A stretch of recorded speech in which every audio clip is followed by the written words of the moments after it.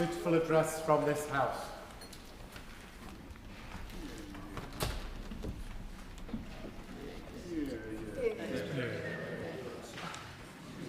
I have received your humble address praying that I should appoint Rashid Parmar as an electoral commissioner with effect from the 31st of March 2026 for the period ending 30th of March 2030.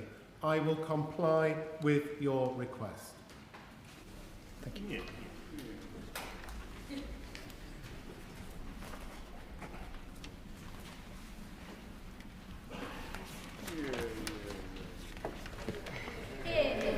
Good luck in the next game. Order, order. The clerk will now proceed to read the title of the private bill for today. Royal Albert Hall Bill, Lords, report stage. Report stage what day? Monday the 4th of May, Mr Speaker. Monday the 4th of May. We now come to a motion relating to the Royal Albert Bill. The Chairman of Ways and Means. Objection taken. Motion to be taken what day? Monday the 4th of May, Mr Speaker. Monday the 4th of May. We come to the motion relating to Malvern Hills. The Chairman of Ways and Means. I beg to move, Mr Speaker. Objection taken. Monday the 4th of May, Mr Speaker. Monday the 4th of May.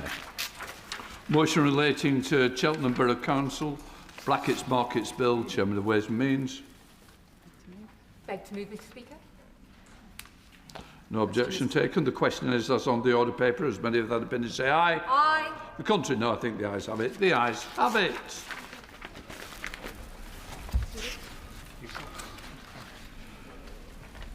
Before we come to questions, I wish to make a short statement.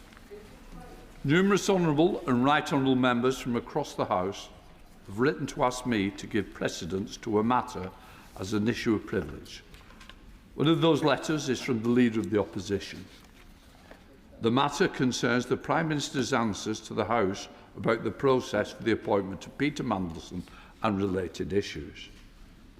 I think it will be helpful to the House if I explain my role in deciding whether a complaint should be put to the House. Privileged issues should only be brought to the House sparingly, and it is my duty to act as a gatekeeper to ensure that frivolous applications are not taken forward. As a gatekeeper, my role is to decide whether an honourable member has made a case which the House itself should be able to consider, not to decide whether someone is likely to have committed a contempt. If precedence is given, the member tables a motion for debate. At the end of the debate, the House itself takes a decision on whether the matter should be taken further. Some may be wondering why this issue is being looked at now. To be clear, I cannot determine whether an application is made. I have to consider any application when it comes to me. In this case, having taken advice, I have decided to allow the House to come to a view on whether the Committee of Privileges should look at the matter. It is not for me to make any decision or view. Therefore, the Leader of the Opposition will have the opportunity to put the matter to the House tomorrow. The debate will be taken after any urgent questions and statements or any 10-minute rule bill. We now come to questions of Secretary of State for Works and Pensions. James McCleary. Question number 1, Mr Speaker. Minister. With permission, Mr Speaker, I'd like to answer questions 1, 3 and 22 together. The Government has made its decision on this case on the 29th of January 2026, after giving the PSHO's report careful consideration. The detailed reasons for our decision were set out in our response, which has been placed in the House Library. Thank you, Mr Speaker. The Parliamentary and Health Service Ombudsman has recommended compensation for millions of WASPy women. In 99% of cases, PHSO recommendations are complied with. So by not complying, does the Minister accept that singling out this group amounts to discrimination on the basis of sex and age? And if not, what possible justification can the Minister offer? Minister. Well, I thank the honourable member for his question. As I said, previously to this House, it is unusual but not unprecedented for the government to take a different view to the PSHO. That does not mean that we have not taken their report incredibly seriously. I personally met with them as well, but we've set out the detailed reasons for the decision we have come to, as I said, in the response that we laid in the House of Commons Library on the 29th of January. Shannon. Mr Speaker, thank you. On behalf of 6,000 WASPy women in Strangford, can I ask this question? Given that the Department's own 2007 evaluation raised serious doubts about the effectiveness of pensioners' letters, how can the Minister justify the decision that no direct financial loss occurred when thousands of women were deprived of the 28-month notice period required to adjust their life savings and retirement plans? And in light of the Scottish Parliament's decision to again press this issue in February, will the Minister please do the right thing and put actions before apologies and deliver help and support? I say that respectively, but I do want a good answer. Thank you. Well, the honourable member has raised this issue repeatedly over a number of years, and I recognise that specifically on the issues he raises, it was the Ombudsman itself rather than the government that initially set out that the women affected did not suffer direct financial loss. What's sitting behind the Ombudsman's judgment in saying that is that the issue facing the Ombudsman was not the original decision to both increase and then accelerate the increase in the state pension age. That was originally taken in 1995 and then accelerated in 2011 by the then coalition government. The Ombudsman was looking narrowly at the question about how that increase in the state pension age was communicated. And I think it's really important with our constituents to clarify that distinction. It's on the latter, on the communication of that state pension age, that we have been discussing in this House on numerous occasions. Specifically, he raises the 2007 evidence. What it showed was that a minority of people read and remembered letters, but it showed something else that's quite important, which was those with good knowledge of their state pension entitlement were most likely to read the letters. And so it wasn't a good measure. It was not a good metric for assuming that the majority of those who were sent letters would have learned something from that and changed what they knew. Seamus Logan. Thank you, Mr Speaker. Mr Speaker, these women were not properly informed about changes to their state pension. So said the PHSO on the 21st of March 2024, just in time for the election that year, which of course so many members opposite had promised to address if elected. Another shameful broken promise. So can I ask the Minister to explain why the last ministerial meeting with the WASPy women took place in September 2024? And secondly, can he tell the House what work has been undertaken in his department regarding a properly structured compensation scheme which can be implemented when the government decides it's time for another U-turn? Minister. Thank you, Mr Speaker. The honourable member raises the question mark about what members on this side of the House were promising in the 2024 election. Actually, I'm sure he's aware, but our manifesto was clear. It did not make a commitment to bring forward compensation. What is the case is that the people on this side of the House opposed the acceleration of the state pension age back in 2011, which in some cases only gave women 5 years' notice. But of course, we lost that vote in Parliament and in subsequent elections, and courts unfortunately upheld that decision. What we're debating in this case is, as I say, about the communications, not the decision and itself. And on those grounds, as I say, we've set out in detail the reasons for the decisions we've made and laid it before the House of Commons Library. We now go over to a marathon runner, 5 hours, 20 minutes, Chris Vince. Thank you, Mr Speaker. I won't lie, bobbing is slightly more difficult than normal this morning. Can the Minister detail what the Ombudsman found in terms of financial loss women suffered as a result of delay in sending out letters? And on a more general point, can I ask the Minister to talk about what this government is doing to support women in retirement in my constituency of Harlow? Minister. Well, the honourable member not only makes a large effort when it comes to pounding the streets, but in terms of raising the cases of his constituents, and in this case, female pensioners. And he's absolutely right to say that there is this distinction between the communication of state pension age increases and the increase in the state pension age, and it's the latter that's had such an effect on millions of women, and in particular, the speed of that increase that happened in 2011. I think there are lessons for this House and for all governments about what would happen in future. We certainly would not be bringing forward those kinds of short notice changes. He's also right, though, to say that what matters more generally is what we're doing to support pensioners and make sure they have dignity and support in retirement. And on that front, what we're doing in just this month is increasing the state pension and continuing to do that via the triple lock over the course of this Parliament.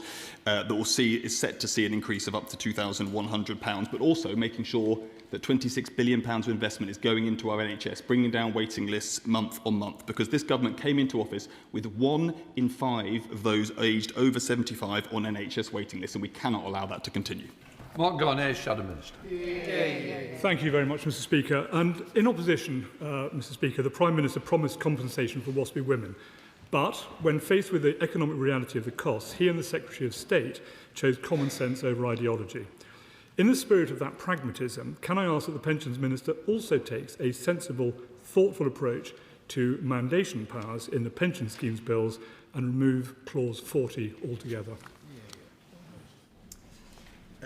I thank the honourable member for his question, and we've obviously debating this quite extensively over recent weeks, and the House will get another chance to do that later today. As I've set out during those debates, this is a case for where the industry itself has set out that it is in savers' interest to invest in a wider range of assets. That reflects lessons from across the rest of the industry, open DB schemes, but also from the rest of the world, where the UK DC schemes' lack of exposure to that wider range of assets makes it stands out. We have then put in place a reserve measure to backstop those changes that the industry says are needed to solve a collective action problem that, again, I won't try this House by repeating, but to make sure that savers don't lose out. And we've also put in place significant protections around an affirmative vote, but also a savers' interest test that give pension schemes the ability to spell out what is in the interests of their members. Vicky Slay. Thank you, Mr Speaker. Like many honourable and right honourable members across the House... Number I'm two. so sorry, question 2. Minister. Thank you, Mr Speaker. In our last annual report and accounts 2024-25, we set out that we answered some 43 million calls, up from 37 million calls the year before. Our call answering rate increased to 86%, and the average answering time improved by 1 minute and 12 seconds. We are, of course, looking to improve further where we can, have continued to prioritise the service, and through focusing extra resources, as well as a current systematic effort on clearing agent work queues to free up capacity, we hope to see that progress lead to further improvements very soon. Vicky Slay. Thank you, Mr Speaker. I'm very glad that the call time answering has speeded up, but like many other members, my office is constantly dealing with very long delays from DWP. Jackie appealed a PIP assessment for her husband, who died a couple of months later, back in September 2024. In January, she received a letter saying that she had been overpaid £7,000. I got involved in the middle of last year. It was established that the figure was £75. The DWP confirmed that in January, but in April, so we're now almost 2 years on, she received a letter saying she now owed £4,086. So what steps will the Secretary of State and his team take in delivering a better service, given the radical plans to cut civil service numbers, to make sure that constituents like Jackie don't suffer emotional and financial distress? Minister. Well, I am very happy to look at the case if she wants to write to me about it further. I'm sorry if she feels that her constituent has been let down. We are putting in additional steps beyond just on-call handling to look at responsiveness more broadly. I apologise that it was not clear from the wording of her question that she was referring to correspondence as well as telephony. James. Number 4, please, sir. Minister. Thank you, Mr Speaker. Youth apprenticeship starts fell by 40% over the past decade. We want to give more young people the chance of an apprenticeship, and that's why we're fully funding youth apprenticeships for small businesses, bringing in a £2,000 hiring incentive for non-levy paying employers, and expanding foundation apprenticeships in hospitality and retail. It's all aimed at more opportunity and more work for young people. James Elson. Thank you, Mr Speaker, and I very much welcome the work being done to prioritise and expand apprenticeships.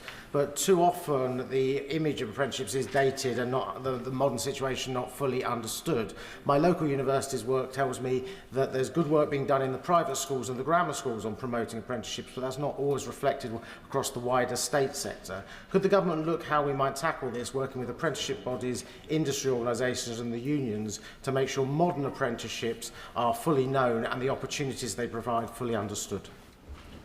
Mr Speaker, my honourable friend is absolutely right that promoting apprenticeships must start in schools. Our brilliant apprenticeship ambassador network brings together around 3,000 employers and apprentices who go into schools and colleges, sharing stories of how apprenticeships can transform young lives. These ambassadors have now reached 97% of all state-funded secondary schools and FE colleges in England, nearly 3,500 in the past 3 years. And we've also got to do more work to make the information about apprenticeships as clear and easy to use as possible for the reasons that he set out. Thank you, Mr. Speaker. I raised with the Prime Minister at PMQs a couple of weeks ago the case of 24 Hair, a salon in Princes Risborough in my constituency, who for the first time in 21 years cannot afford to take on a new apprentice. And that message is echoed from businesses across my constituency. So what representations, in order to achieve an uptake in apprenticeships and new apprenticeship starts, which I entirely support, what steps is he taking with the Chancellor to get rid of this punitive level of business taxation that's preventing businesses taking them on? Well, Mr. Speaker, I referred in my previous answer to the step I am taking, which is to put in place a £2,000 hiring incentive for small businesses taking up a new apprentice. And if it is someone who has been unemployed and on universal credit for 6 months, there is the potential of an additional £3,000 hiring incentive on top of the £2,000. So we do want to incentivise small businesses to take on apprentices for the reasons I think that are shared right across the House about the great opportunities that these entail. Mandelson. Thank you, Mr. Speaker. This month I launched a space apprenticeship pilot in Portsmouth North, bringing together Airbus and the Solent Growth Partnership to ensure that those candidates who narrowly miss out on an Airbus apprenticeship are matched directly with defence and space SMEs in the area. Mr. Speaker, does the Minister agree that it's this Labour government's reforms, not the failure of the last government, that are finally delivering high-value opportunities for aerospace and cyber? And will he work with me to look at how we can extend this initiative across other sectors such as maritime and construction? Mr. Speaker, can I congratulate my honourable friend on what sounds like a fantastic initiative, and she puts her finger on something very important, which is that sometimes people who narrowly lose out on a particular apprenticeship could benefit from one elsewhere. And I did refer to the work that we're doing to try to improve the information, and I think the initiative she's taken is a great example of what can be done. Just because people don't get their first choice should not mean that they lose out on the opportunity of an apprenticeship in its entirety. Mr. Speaker, apprenticeships offer young people a great pathway into rewarding careers, so I very much welcome the Government's ambition to create more of them. But a report published last week by the Social Security Advisory Committee highlighted the so-called apprenticeship penalty, whereby low-income families can lose up to £330 a week in child benefit and universal credit the moment a 16-year-old takes up an apprenticeship. What is the point of creating more apprenticeships if a cliff edge like this discourages young people from taking them up? So will the Minister commit to urgently fixing this penalty so that no family is left worse off simply because their child chooses an apprenticeship over full-time education? I'm grateful for the work of the Social Security Advisory Committee, and I'm grateful to her for her question. But one thing that she missed out in her question was that apprenticeships themselves are paid, so the young person taking up the apprenticeship opportunity will be earning money that contributes to the family income, and I think we have to take that into account as well as all the other sources of the family income. Thank you, Mr. Speaker, and I really welcome my right honourable friend's work in this area with so many young unemployed. But what's he doing to evaluate how many apprentices get proper long-term full-time jobs as a result? Because clearly that's the end goal that we all want to see. Well, I'm very grateful to the honourable lady for her question. She will know that when people complete an apprenticeship, their chances of employment are very high. I'm pleased to report that apprenticeship achievement rates are up on the latest figures, as well as the apprenticeship start numbers. Mr. Speaker, Leicester College, an FE college, is facing a funding crisis that's putting apprenticeships at risk.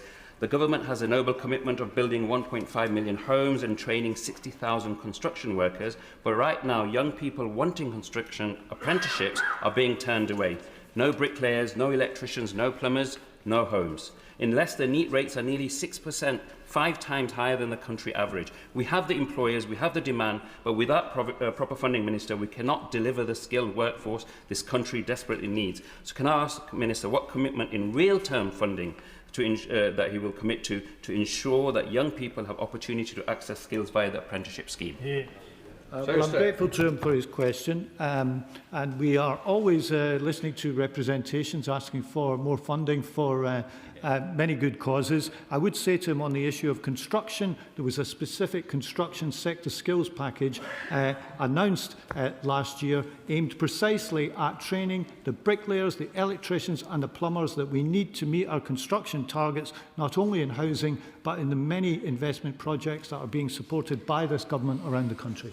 Come to Shadow Minister Peter Bedford, then Stephen Arling afterwards. Thank you, Mr. Speaker. With the number of young people not in education, employment or training hovering at the 1 million mark, apprenticeships now more than ever are key to supporting opportunity and aspiration of so many of our young people. We on these Conservative benches fundamentally believe the best path out of poverty is being in work, contributing to society with all the economic freedoms a job brings. So, given that in the Secretary of State's own department, the number of apprenticeships dropped from 5,000 in 2024 to 3,500 in 2025, isn't it the case that the government's message to business is do as we say, but not as we do? Here we are. Well, I agree with him that work is the answer. And as I said a moment ago, apprenticeship starts are up on the latest figures and apprenticeship achievement rates are up. And the reforms that we are putting in place will mean more youth apprenticeship starts. And that is where the money should be directed, because that is where the need is greatest. Steve Darling, Liberal Democrat spokesperson. Thank you, Mr. Speaker. And a recent Guardian report highlighted how young people from more deprived communities are facing discrimination against them through the apprenticeship system. As my colleague from South Devon alluded to, there is a penalty if your family also receives child benefit. How can the Minister intervene and support those who are most vulnerable families?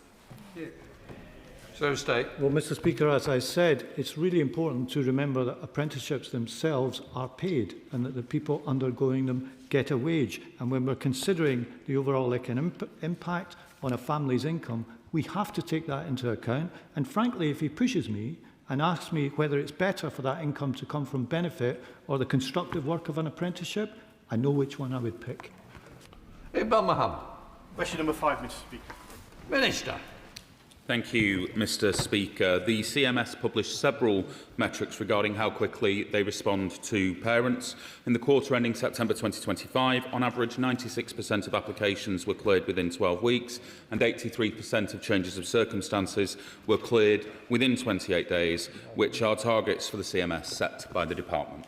Thank you, Mr. Speaker, and I thank the Minister for his reply. I have constituents with court orders confirming genuinely shared care who are nonetheless required to pay full child maintenance for extended periods while disputes are resolved and/or system processes are completed.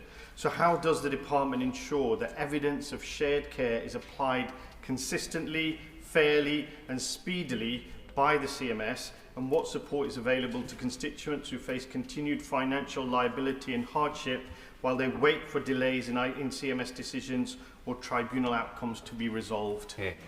Minister. Thank you, Mr. Speaker. The issue of shared care can be incredibly contested, and questions around the suitability of evidence and which evidence takes precedent is often disputed. But if he has, as he suggests, particular cases that he would like the department to take a look into, if he writes to me, either I will provide a response to him or the responsible minister, my noble friend Baroness Sherlock. Mr. Speaker, the government's planned major changes to CMS payments are welcome, but Mr. Speaker, my casework inbox is inundated, absolutely chock-a-block with complaints about CMS's poor customer service, damaging the lives of dozens of my constituents in the process. So what steps can my honourable friend take to rapidly improve the effectiveness of CMS? Minister. Thank you, Mr. Speaker. My honourable friend will be pleased to know that there is a significant improvement journey underway within the Child Maintenance Service. I'm always very keen to point out to members that whilst we do see a large number of CMS cases in our caseload due to the more adversarial nature of the sort of cases that they deal with, it is a fraction of the overall number of cases that the department deals with, and we do continue to ensure prompt payments to more than 1 million children. Ms Jarvis. Thank you, Mr Speaker. My office deals with hundreds of child maintenance service cases, and in one case the mum applied to the CMS in June last year and was initially awarded just over £100. She applied for a mandatory reconsideration and this figure was increased. However, the increased payments have still not been made and she is experiencing significant financial hardship and stress as a result. Has the Minister considered how failings in the service facilitate post-separation abuse? Minister. This is something that my noble friend Baroness Sherlock is taking a very keen interest in, particularly around how we can look at the abolition of direct pay in order to subvert some of the instances of financial abuse and coercive control that we continue to see. But if in the specific case she raises, she would like to write to me about it, I will ensure that she receives a response. Thank you, Mr Speaker. My constituent Rebecca and her now 13-year-old have not received child maintenance for over a decade. Arrears exceed £10,000, but because her son's father has moved in and out of employment, he has evaded enforcement even where deduction from earnings orders have been made. I welcome that child maintenance systems are being reformed, but can the Minister tell us what action will be taken so that Rebecca and parents in similar situations across the country get the support that they are entitled to? Minister.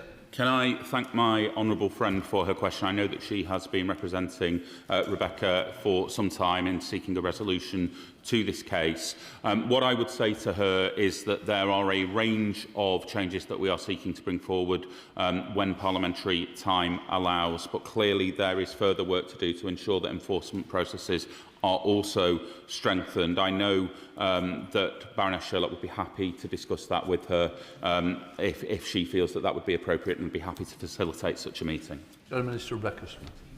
Thank you, Mr Speaker. The child maintenance service is not working for parents and it's not working for children.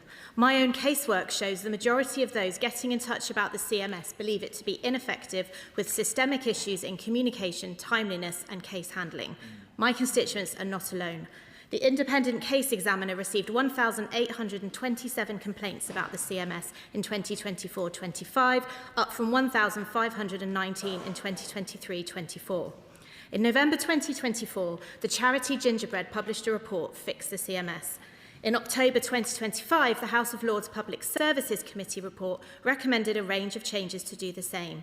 Now, whilst the Government has responded to both, I ask the Minister when the Government will be enacting the changes to bring forward the recommended and acknowledged improvements to the service. Minister.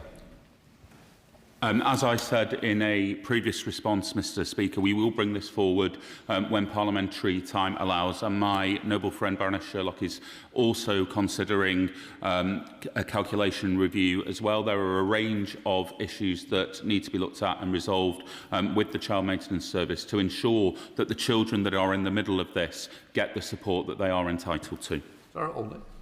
Question number 6, Mr Speaker. Minister. Mr Speaker, in the 6 months up to March last year, we appointed an additional 111 case managers to help deal with increased demand for child DLA. Current target is to clear 90% of new child DLA claims in 45 days. Performance has steadily improved, and I'm pleased to say that in March we did hit that target. Sir Olney. Thank you, Mr Speaker. Over the past 2 years, only 3.5% of applications for disability living allowance for children have been approved by the DWP within their own target timeframe. Parents of children with disabilities work tirelessly to ensure that their children can have the same opportunities as everyone else, and the disregard the DWP has shown towards supporting their claims is unacceptable.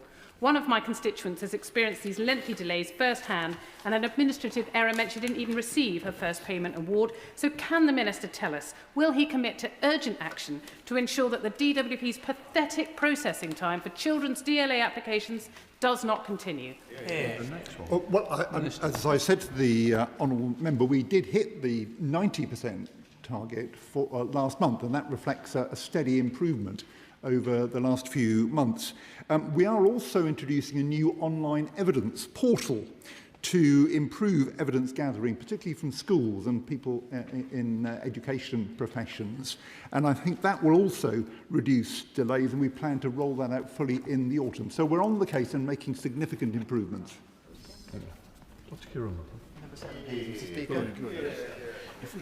Mr Speaker, this government is committed to reforming the CMS to get more money to children by removing direct pay to combat hidden non-compliance, streamlining enforcement by introducing administrative liability orders and improving our most serious enforcement measures. That said, there are currently no plans to introduce curfew measures. Doing so would require amendments to primary legislation and would raise significant safeguarding concerns for paying parents and those who live with them. Mr Speaker, every year millions goes unspent from child maintenance, and that's not including deductions for money hidden away and for parents that pretend they can't work. As far as I'm concerned, if you have children and you can pay towards their maintenance, you absolutely should.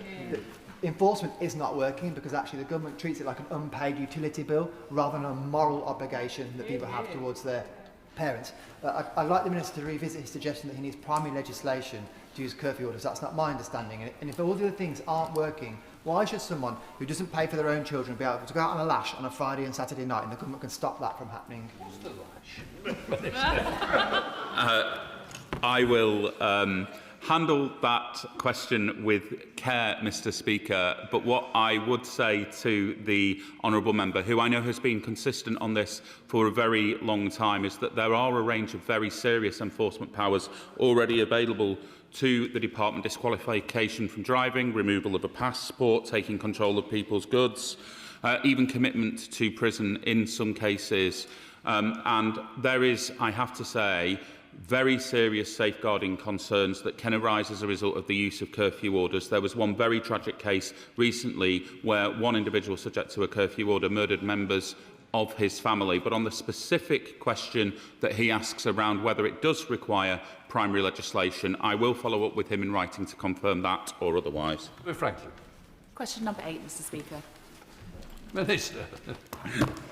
Sorry, Mr Speaker. The redundancy payments are not taken into account within the standard maintenance calculation, which is based on gross taxable income from earnings. The capital may be considered through an asset variation if the paying parent holds the income in a bank or savings account and the amount is at least £31,250. The Child Maintenance Service may also take the redundancy payment into account when considering any maintenance arrears.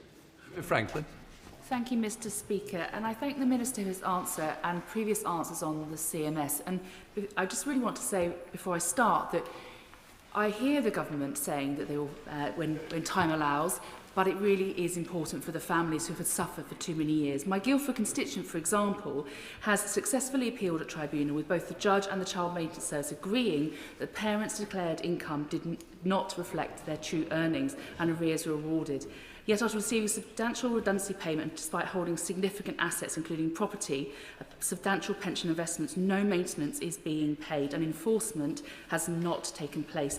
Does the Minister accept that this exposes a gap in how redundancy payments are treated by the CMS and the wider enforcement framework, and will he urgently review both to ensure children are not left without support and no longer suffer?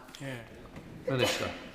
Thank you, Mr Speaker. I think part of the challenge here is that the legislation as currently constructed requires us to use earnings information and figures provided by HMRC, and because redundancy payments of up to £80,000 are exempted from tax, they do not show up in that way. But I hear what she is saying, and I hear, as she points out, the wider mood of the House with regard to the Child Maintenance Service, and I will share the concerns that she raises with my noble friend Baroness Sherlock. Question number 9, Mr Speaker. Stake.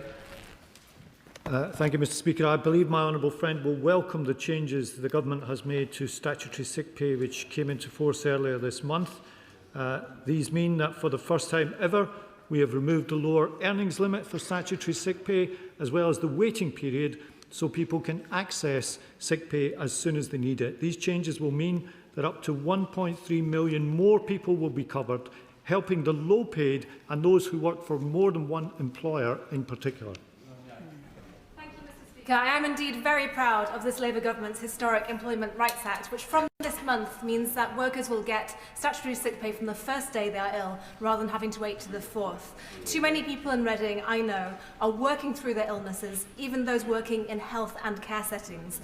This measure will protect them, their clients and patients, and improve the productivity of their workplaces. While the ERA is an important step forward, does the Secretary of State accept that the current flat rate of statutory sick pay at 1/5 of average earnings still remains a barrier to those on low incomes, and thus remains a barrier to tackling illness in the workplace? Secretary of State. Well, Mr Speaker, I believe that by removing the 3-day limit and giving access to statutory sick pay from day one, as well as making it available to those who work for multiple employers, that should decrease the pressure on workers to have to work through illness. And my honourable friend will also be aware that the Keep Britain Working Review, led by Charlie Mayfield, is also aimed at working with employers to help keeping people in job while coping with some of the long-term sickness issues which can develop as workers get older in life.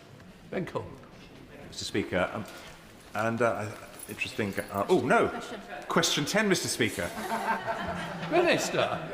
With permission, Mr Speaker, I will answer this question, question 21, together. We are determined that disabled people should have the confidence to try work. Our right to try legislation will come into force on Thursday. People claiming universal credit, new style employment and support allowance and personal independence payment can take steps towards employment and be confident that doing so will not automatically trigger a benefit reassessment. Speaker, and may I thank the Minister for that very positive answer. May I ask him if he can reassure my disabled young constituents under the age of 22, many of whom are in education and low-paid work, that they won't lose their universal credit health payments? This is financial support which is vital to helping young disabled people because they face the greatest barriers to work. And does he share my concern that removing it could push them further away from employment and deeper into poverty? And has an assessment been made of the impact on poverty of removing this support? Well, Mr Speaker, there is an urgent need to address the big rise before the general election in the number of young people not in work, education or training. And we think better support might help young people more than extra cash. Now, Alan Milburn's review on this will report in September, looking at the NEET problem more broadly, and we are going to wait until then before deciding whether to delay until age 22 access to the universal credit health element. If we did decide to do that, there would need to be exceptions. Rutland. Mr Speaker, thanks to grant funding from DWP, my local Labour councils in Ada and Worthing are joining the Connect to Work programme, helping local people get into good local jobs. But we know that for young people, including those with disabilities, being not in employment, education or training remains an issue. Could the Minister outline what more is being done to work with businesses and get more young people into the opportunities that they can thrive in? Minister. Mr Speaker, I very much welcome the fact that his local authority is joining in with Connect to Work, and Connect to Work will be available across the whole of England and Wales by the summer of this year. These regulations are a very important step forward, and we think there'll be more that needs to be done to give people confidence that moving into work or embarking on volunteering won't trigger a benefit reassessment. I'd also point him to our Pathways to Work guarantee, giving tailored, personalised support to young people in the position that he describes, and also the work of the Keep Britain Working Review that Charlie Mayfield is taking forward, making sure that vacancies in employers are accessible for people, his constituents and others, in the position that he describes. Will? Thank you, Mr Speaker. My disabled Horsham constituent, Joanne, was holding down a good job, but delays in access to work resulted in her not receiving the necessary support to stay in it. The Government's new Right to Try initiative is a positive move, but will the Minister commit to resourcing vital support services like access to work and eliminating its backlog of over 62,000 cases as a matter of urgency, or we will find ourselves in the same position a year from now? Well, the support provided by Access to Work is absolutely vital.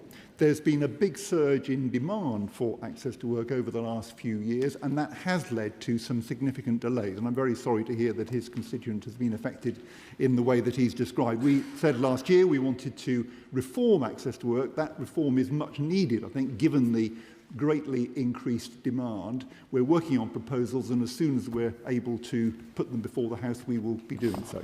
Tim Farron. Thank you, Mr. Speaker. It was a great joy last month to spend time in Kendal with the Disability Confident Employers Scheme, gaining more and more members in our community to help people with disabilities into work.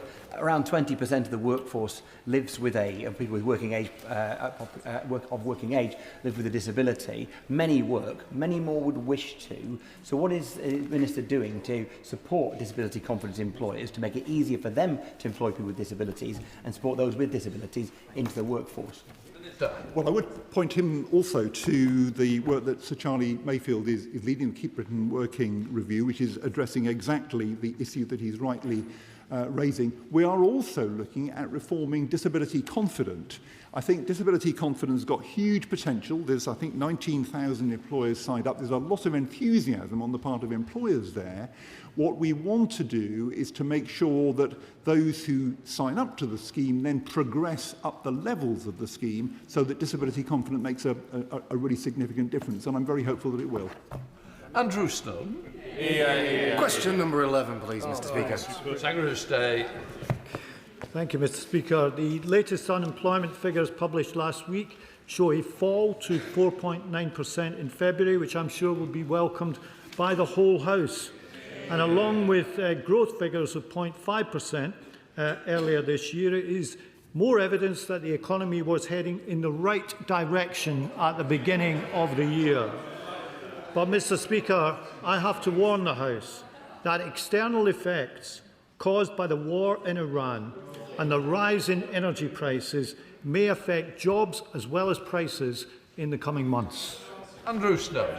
Due to our stunning coastline and countryside in Fylde, the hospitality, tourism and leisure industry is really at the heart of our local economy. But I've met so many businesses who, following the changes to the national insurance, have let go so many young people from that industry and are simply not taking on new seasonal staff. So could the Secretary of State update the House on the current trends of youth unemployment of 18 to 24-year-olds? Secretary of State. Well, Mr. Speaker, I recently joined a very successful jobs fair very close to his constituency, where the industries that he mentioned were hiring more people. It was one of the most successful such events we have seen. And I hope that he will welcome that there are 330,000 more people in work this year than at this time last year. And when it comes to young people, he will of course know there is a national insurance exemption for young employees under the age of 21. Thank you, Mr. Speaker. Because of the previous government, the number of people not in employment, education or training rose by nearly 250,000 between 2021 and 2024, leaving many hundreds of my constituents amongst the almost 1 million young people in that situation today. I'm glad to see then that the Secretary of State is taking action to support young people in Erewash through the Youth Guarantee. Further to that, can the Secretary of State please explain the measures that his department is taking to address the decade-long trend in growing youth unemployment? Mr. Speaker, I thank my honourable friend.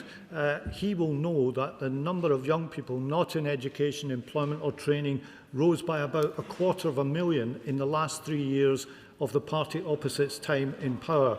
But they did nothing about it. We are putting in place a youth guarantee that offers training, offers work experience, offers subsidised employment and offers hiring incentives to employers both for regular jobs and for apprenticeships among small and medium-sized employers. It is all part of the effort to make sure that young people do not graduate from education onto a life on benefits and get the chance in life that a decent job brings. Ellen Waitley, Shadow Secretary of State. Thank you, Mr. Speaker. I was disappointed that the Secretary of State didn't answer my honourable friend for Fylde's question, so let me help him. Youth unemployment among 18 to 24-year-olds is at 14.3%. That's 1 in 7 young people unemployed. There are thousands fewer jobs jobs and 1,000 fewer vacancies under his government. I speak to young people across the country who tell me it is desperately difficult to get a job, and no wonder. His government has made it much harder for businesses to employ people, especially young people. I appreciate that the Secretary of State may be trying his best with his plethora of work schemes, but they are just a sticking plaster for the damage the Chancellor has wreaked. Because governments don't create jobs, businesses do. His government needs to change tack and back businesses to create opportunities for the next generation. I'm on their side, isn't he? And will he help the Chancellor understand this before it's too late? Well, Mr. Speaker, she neglected to mention that youth unemployment never recovered its levels enjoyed under the last Labour government in any of the time where her party opposite was in power. And that was particularly exacerbated in their last few years in power. The difference is we are responding with the initiatives that I've set out before the House today, and it is because we believe work is the best answer, the best opportunity for young people, and I will keep going to give young people hope and young people opportunity, because that's what this Labour government stands for. Come to Topicals leader. Thank you. Question 1, Mr. Speaker.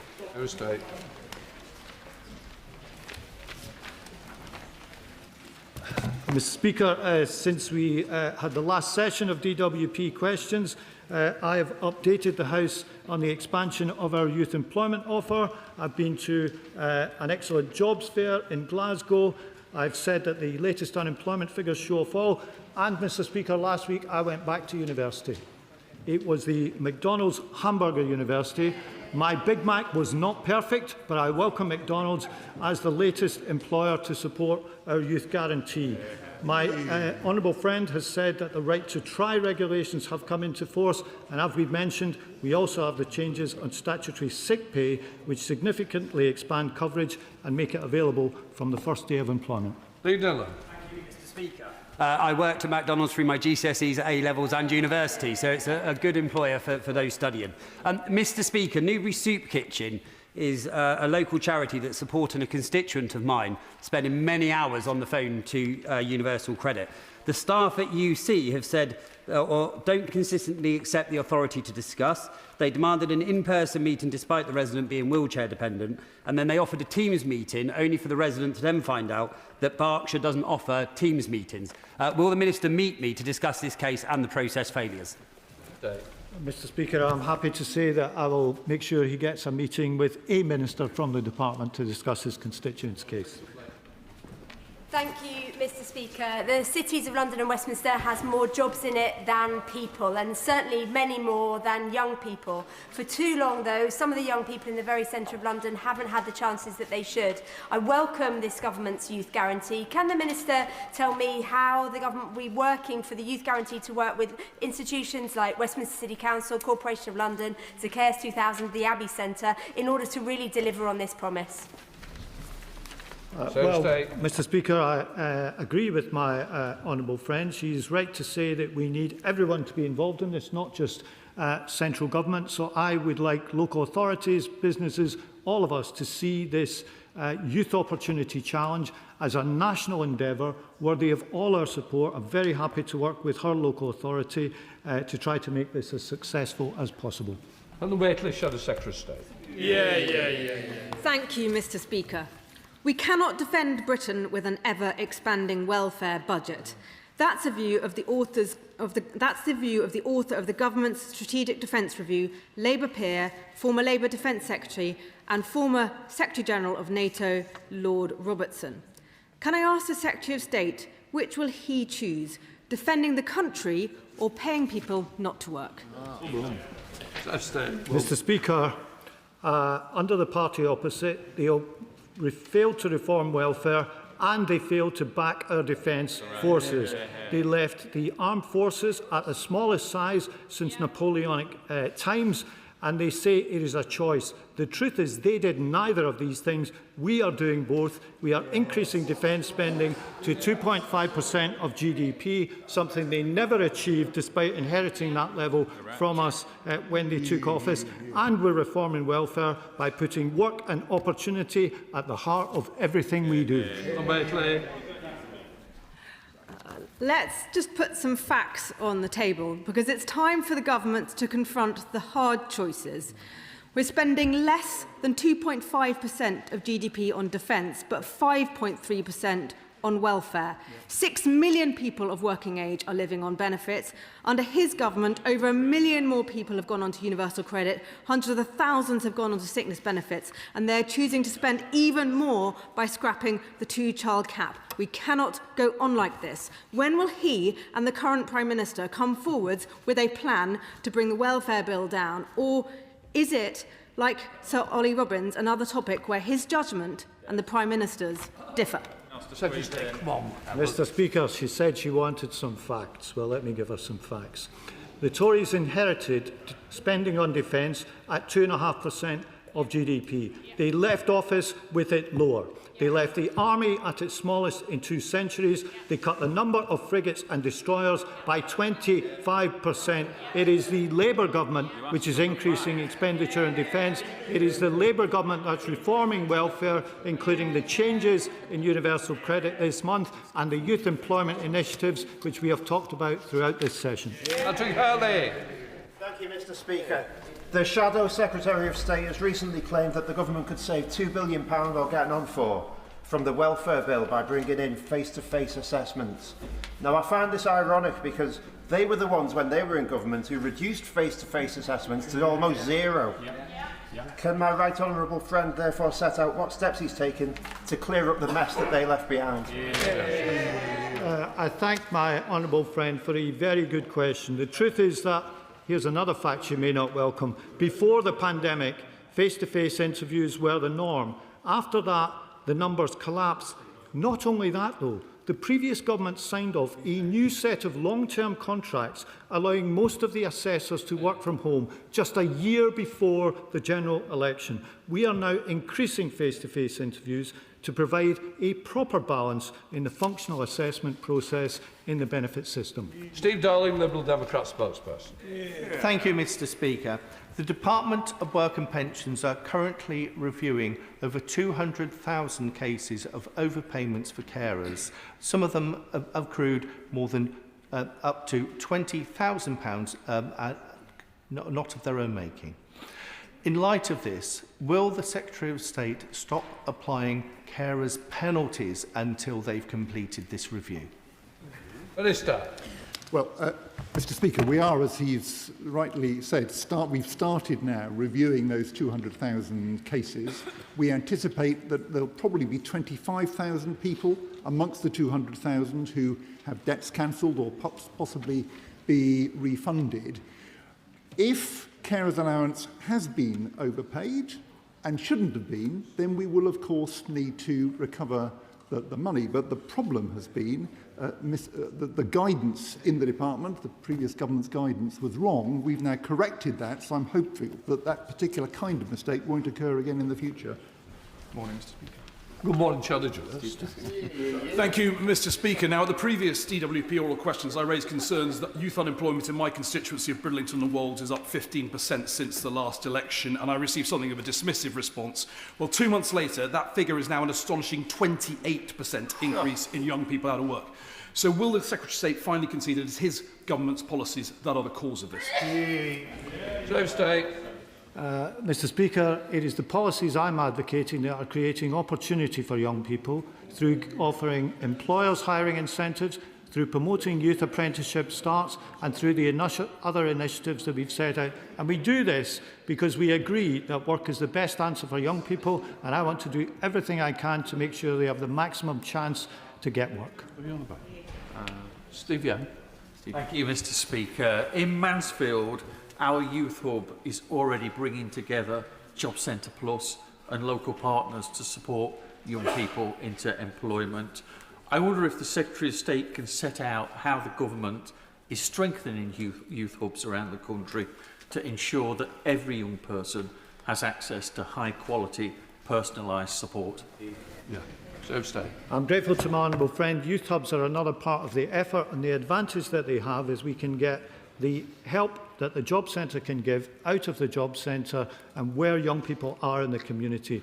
It also means we can get help to people who aren't necessarily signing on for benefits, but who are looking for work, and it enables us to give a more flexible response across different services. We hope to expand these to more than 360 locations, open to all 16 to 24-year-olds, whether or not they're on benefits. Rupert Lowe.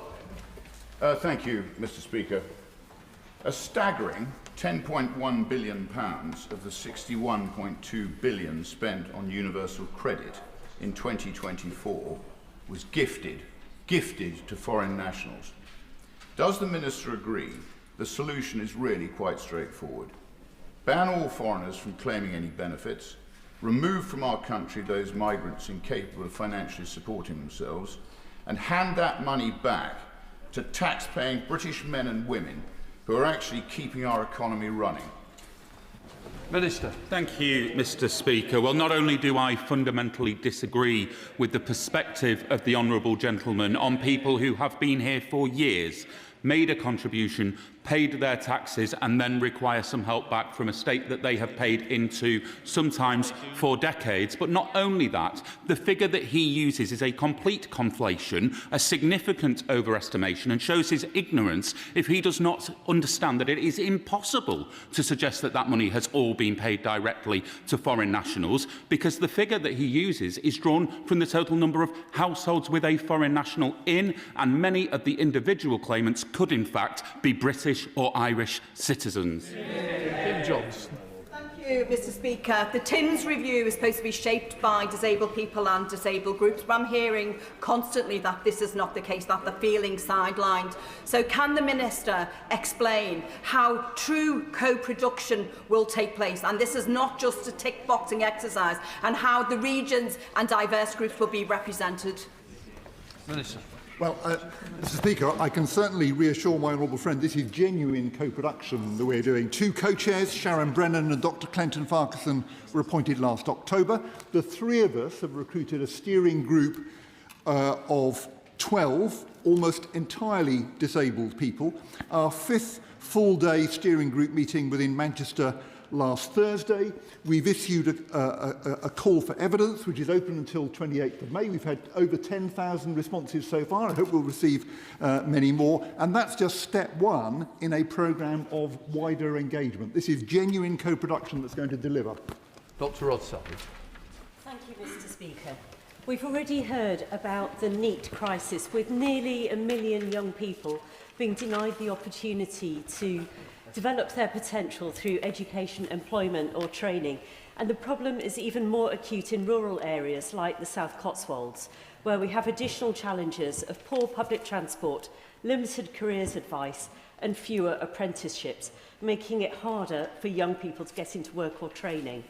What is the Secretary of State doing now to support these young people and to tackle these extra barriers that they face in rural areas? Secretary of State. Mr. Speaker, I discussed this subject a lot with honourable members from right across the House, and the issue that she raises about transport is raised quite a lot with me. I think it's an important thing, and anything I can do to help make people take up opportunities that are available, I'm willing to look at on this front, because I do think we need to bring everything together to give young people the maximum chance of employment opportunities. Sir Edwards. Thank you, Mr. Speaker. As chair of the APPG for SME house builders, I regularly hear about the growing skills shortage and urgent need to change perceptions about careers in construction as a highly skilled, rewarding industry that offers strong career progression, good wages and an opportunity to play a direct role in building the homes that our country needs. Can the Minister set out what steps he's taking to invest in the technical training for young people so that SME house builders have the skilled workforce that they need to deliver the homes that this country urgently needs? Well, I thank my honourable friend for her question. She's absolutely right to draw attention to the need for skills for house building. We support this through sector-based work academy programmes, and last year the government announced a £625 million construction skills package to recruit 60,000 workers by 2029 in all the trades that we need to support building and the other physical investment projects that the government is supporting around the country. Thank you, Mr. Speaker. As the government's SEND reforms are focused on pushing children into mainstream education, it risks removing specialist support from many who need it and undermining the successful work programmes such as the With of Slack's future programme. So will the Secretary of State meet with me and those sort of relevant groups to ensure that he doesn't allow the reforms to SEND to damage the chances of young people with special educational needs and disabilities to secure long-term sustainable work? Minister. Well, Mr. Speaker, I welcome the honourable member's consistent interest in this very important topic, and he'll know the SEND reforms that have been announced have been very well received. Our youth guarantee will apply to young people with special educational needs and disabilities. The trailblazers that we have set up are trying out some new approaches, but I'd be delighted to meet him and discuss him how we can do this job. Thank you, Mr. Speaker. I welcome the £2.5 million funding boost recently awarded to South Essex College, which helps equip even more residents from Southend and Rochford with skills needed for fulfilling and lifelong careers.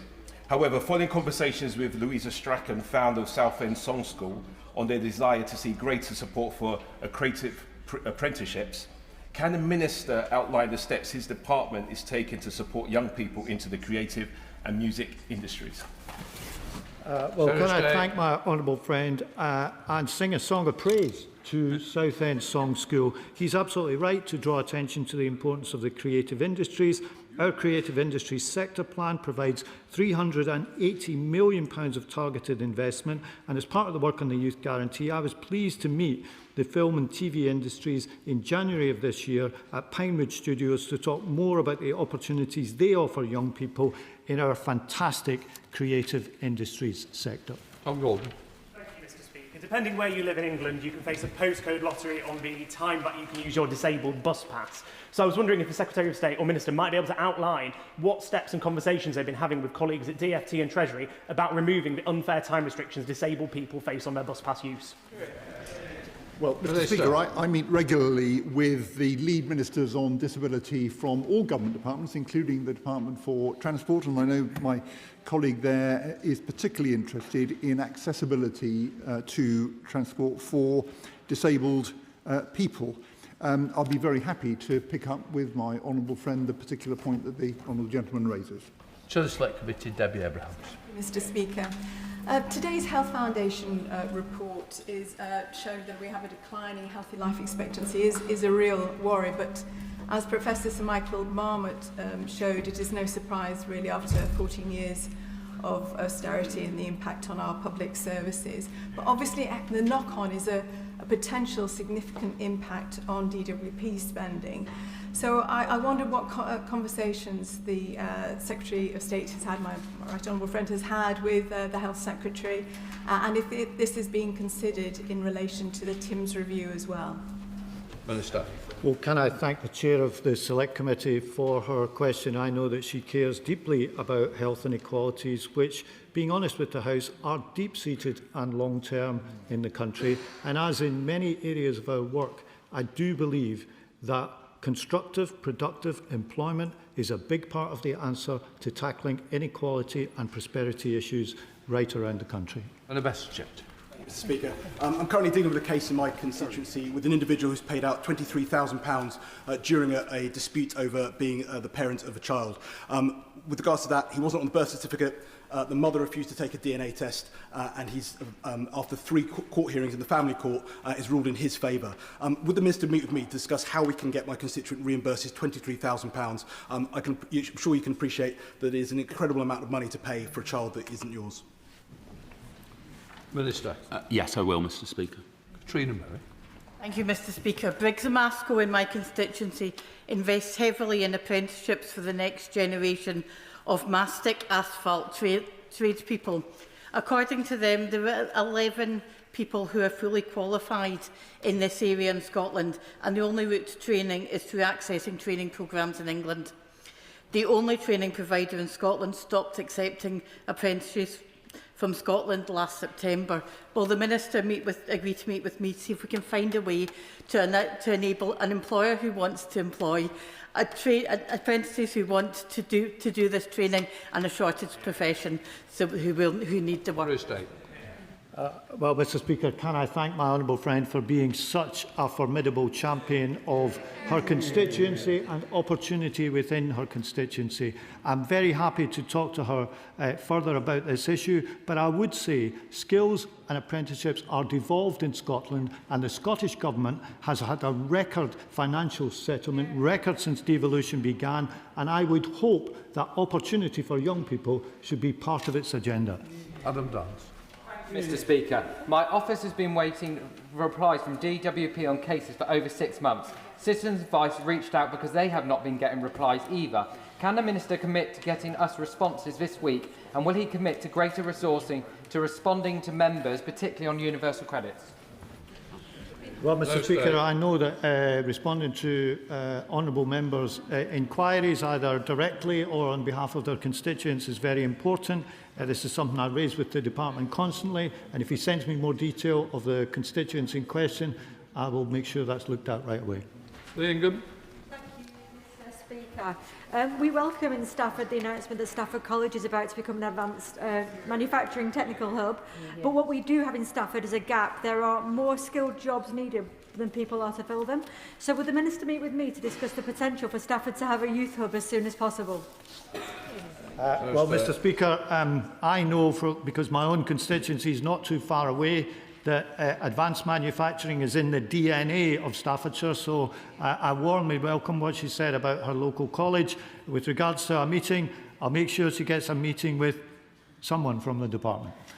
Thank you, Mr Speaker. Earlier this year, I visited the HS2 site in my constituency, where I had the privilege of speaking with several apprentices about the value of educational opportunities which offer a clear path into work.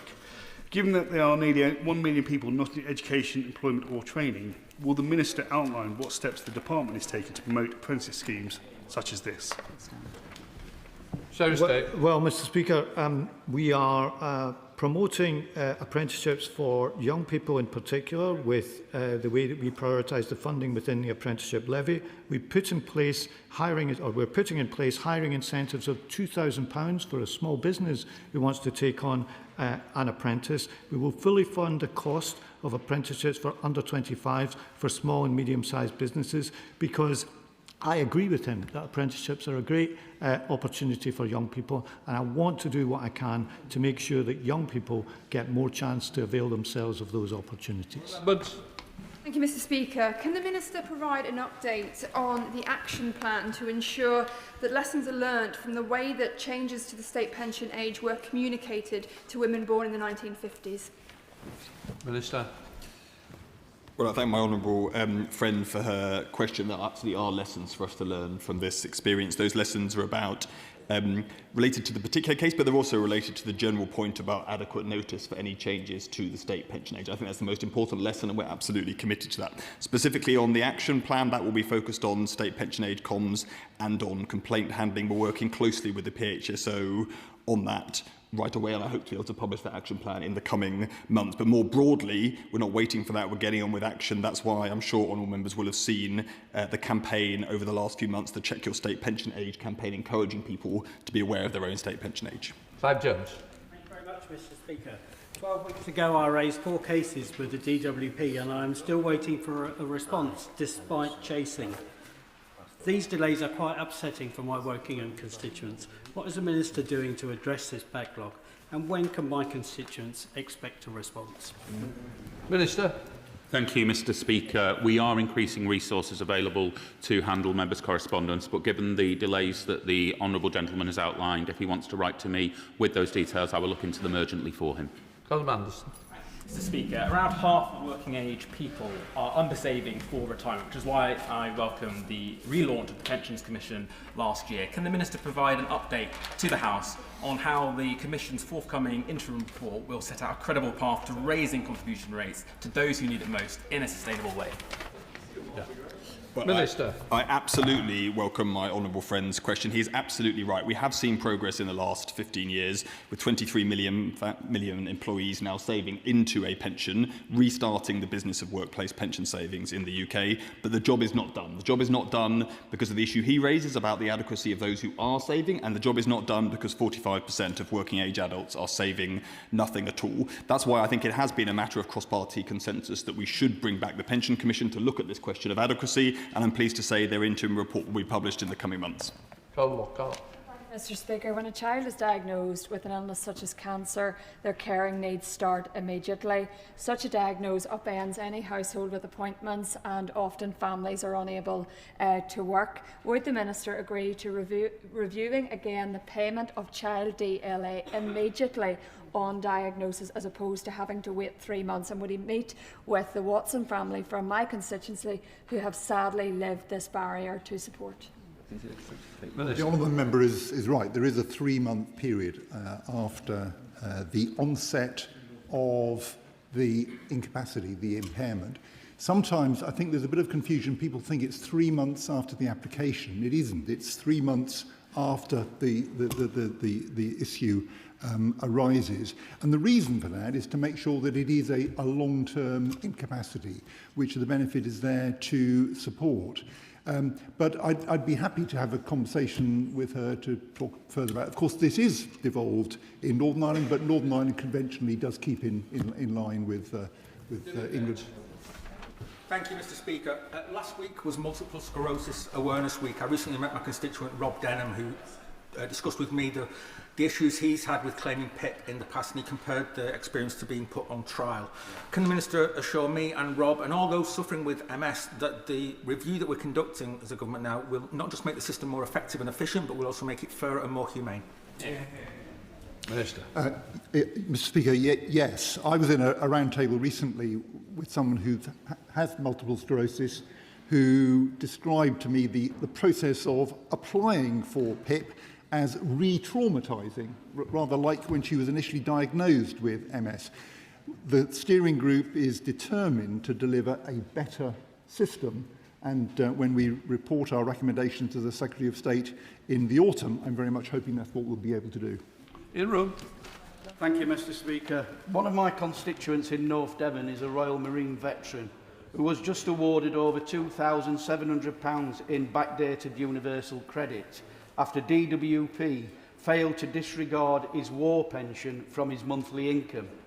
What can be done to ensure DWP staff understand armed forces pensions, and can the Minister assure us this is not happening to other veterans right across the country? Well, I'm very sorry to hear that the system was not properly understood in the case of the honourable gentleman's constituent. He's absolutely right. There is special treatment for compensation payments of this kind within the universal credit system. I will certainly talk to my officials about making sure that those arrangements are properly understood in the department. Final question, Mike Richter. Thank you, Mr. Speaker. The potential rapid closure of St Andrew's Hospital in my constituency puts over 3,000 jobs at risk. Would the Secretary of State meet with me to discuss what package of support we can put in place for those people to make sure they can find good quality work in my constituency? As I've said a few times today, Mr. Speaker, I will make sure he gets a meeting with the Minister, and I congratulate him for speaking up for his area and for the workers within it. Thank you. Let the front bench change over.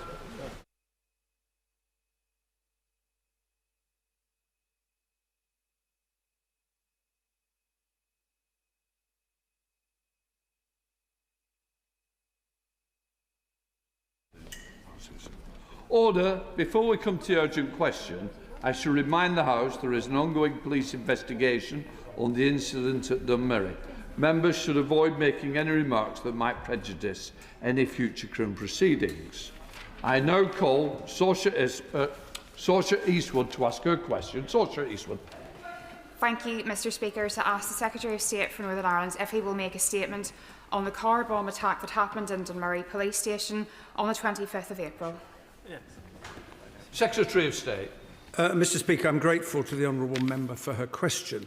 Shortly before 11 p.m. on Saturday the 25th of April, a vehicle was abandoned just outside the front gate of the PSNI station at Dunmurry.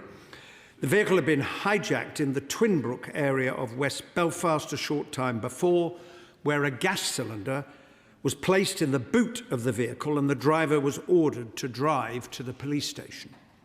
When he got there, the driver informed the police, who immediately and very bravely evacuated nearby homes.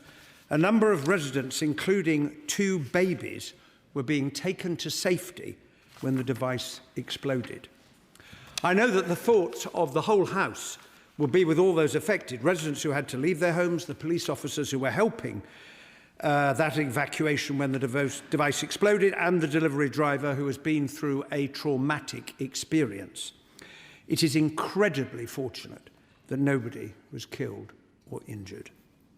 A similar attack on the police station in Lurgan was attempted on the 30th of March, when a fast food delivery driver was also hijacked by 2 masked men who placed an object in the boot of the car and ordered him to drive it to Lurgan Police Station or be killed. Mercifully, on that occasion, ammunition technical officers were able to carry out a controlled explosion. They confirmed that it was a crude but viable improvised explosive device, and the new IRA later claimed responsibility. This was a shameless and cowardly attack on the brave men and women who work so hard to keep our communities safe in Northern Ireland. Urgent investigations into both incidents are, of course, continuing, and I would urge anyone who has any information to contact the PSNI. Over the decades, Northern Ireland has been transformed into a much more peaceful society. However, a very small number of people who represent no one but themselves remain determined to try and cause harm to our communities. I join with the Prime Minister and all those from across the political spectrum in Northern Ireland who have condemned what happened on Saturday.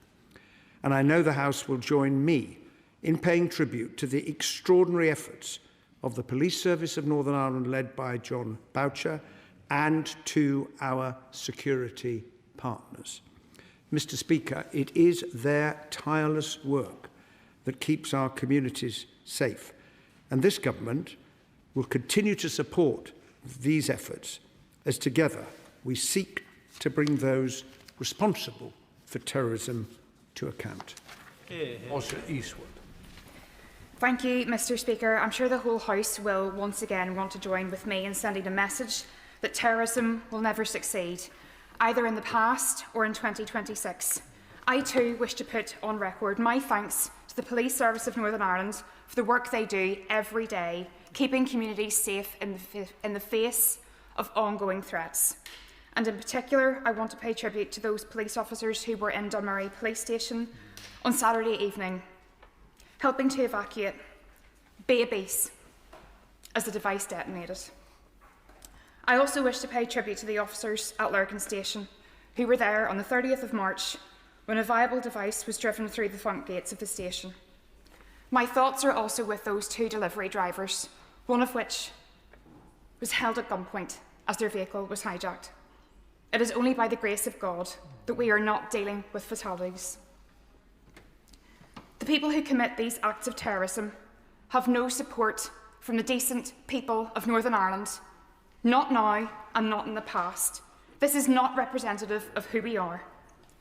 Mr. Speaker, national security is a reserved matter, and I want to ask the Secretary of State, will he commit to ensuring the PSNI is adequately resourced to deal with tackling Northern Ireland-related terrorism, along with the other categories of extreme right-wing terrorism, extreme left-wing terrorism, Islamic terrorism, and acting without ideology, as these are stated national security priorities. It is clear that the PSNI are already operating within a challenging budget, and I'm sure this government will want to ensure that they are adequately resourced to tackle this threat. Thank you, Mr. Speaker. Sir Estate. Well, I join the honourable member in her expression of thanks to the police and in her expressions of concern for all of those who have been affected. PSNI resources are determined, as she well knows, by the Northern Ireland Executive. It's our job as a government to play our part. We have given a record settlement to the Executive in the spending review last summer, and we have implemented the first increase in the additional security funding in over a decade. It will be £113 million over 3 years. I would also draw attention to the fact that there is a Home Office counter-terrorism policing grant. Actually, the level of funding per head is the same as through that given by the additional security funding, and I would also point out that Northern Ireland received Barnett consequentials on top of that as a result of the announcement of the Home Office counter-terrorism policing grant. It is for the Executive to determine how much out of the record settlement that we give they choose to devote to policing. Chair of the Select Committee, Tony Antoniazzi. Thank you, Mr. Speaker. These two incidents in Lurgan and Dunmurry are of a deep concern to us and my committee, and I give my sincere thanks to the PSNI officers who have kept their communities safe. But does the Secretary of State agree with me that those responsible should really face the full force of the law?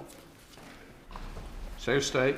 I certainly do, Mr. Speaker, which is why all of us, anyone with any information, has a responsibility to provide that to the PSNI so that people may be called to account. I just want to say that the police and our security partners work hard every single day of the year to try and identify those responsible. A great deal of that work, for reasons that the House will well understand, is unseen by the general public, but I can assure her and the House that it is taking place. And we have seen in recent times, in December, 2 men were sentenced to lengthy jail terms for preparatory acts of terrorism. PSNI investigations of drug criminality linked to the new array has led to a man being sentenced last month in relation to the supply of drugs.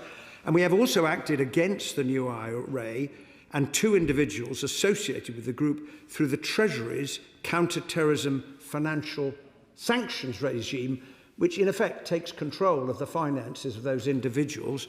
It is a very powerful tool to be used, and as my honourable friend will see, we've already applied it on 2 occasions. Liberal Democrat spokesperson Paul Coleman. How could I forget Alex Burkhardt? Here we go. Here we go. Here. You're very kind, Mr. Speaker. And I congratulate the honourable lady for having secured this urgent question. I associate myself with the remarks that she's made and with the remarks by the Secretary of State. But I would gently say I do think it would have been better if this had been a government statement. I can't help but feel that had that car bomb been placed outside of a police station in Westminster or in Birmingham, government ministers would have come to the House with a statement. It is, of course, profoundly depressing that we should be discussing this issue at all, but it is of enormous relief that we are not today talking about casualties. As the honourable lady said, but for the grace of God, we would have been. But for the bravery of local people, we would have been. I should like to pay very deep tribute, Mr. Speaker, to all of those brave men and women in the police service of Northern Ireland who serve and keep our country safe. They were the target of this despicable operation, and it will be their hard work that brings those perpetrators to justice. We have to say that the people who have attempted to break the peace in Northern Ireland have no mandate, they have no public support, they represent only themselves and are seeking to serve only their macho egos. The silver lining is, of course, that we are watching people in Northern Ireland from all communities come together this morning, united against them.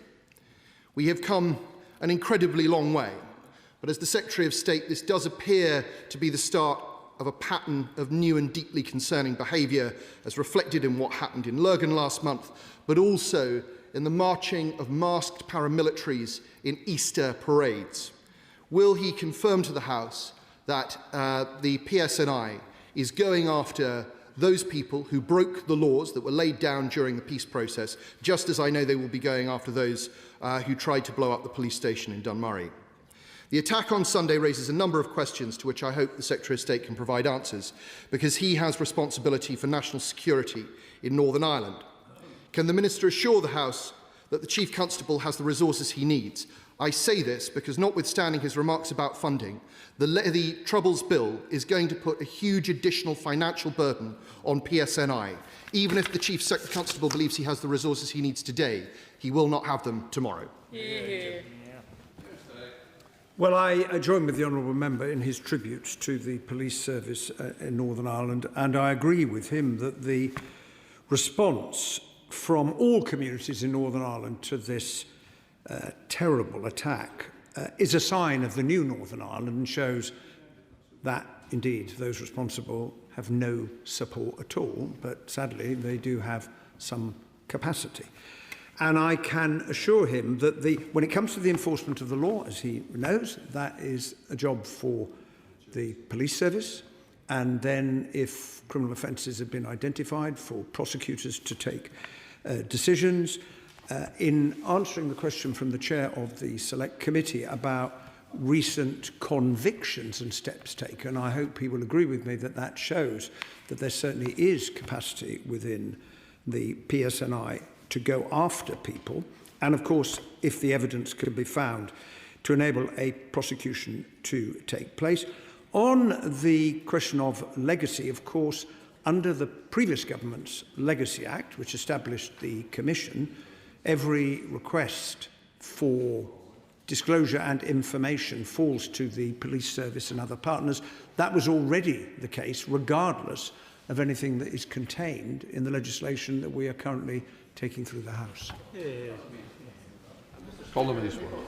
And that this bomb in Dunmurry have set their faces against the people of Ireland, who have made the decision long ago that the only route to constitutional change is a democratic one. They have attacked and tried to kill Irish police officers. They've murdered a young journalist in Derry, and they have put children and babies in harm's way just last weekend. Will the Secretary of State confirm to the House today that the only route to achieving a united Ireland that some of us want to see is the democratic route laid out in the Good Friday Agreement, and it is up to those of us who want to see that happen to make the argument for it? These people are only an impediment to that change.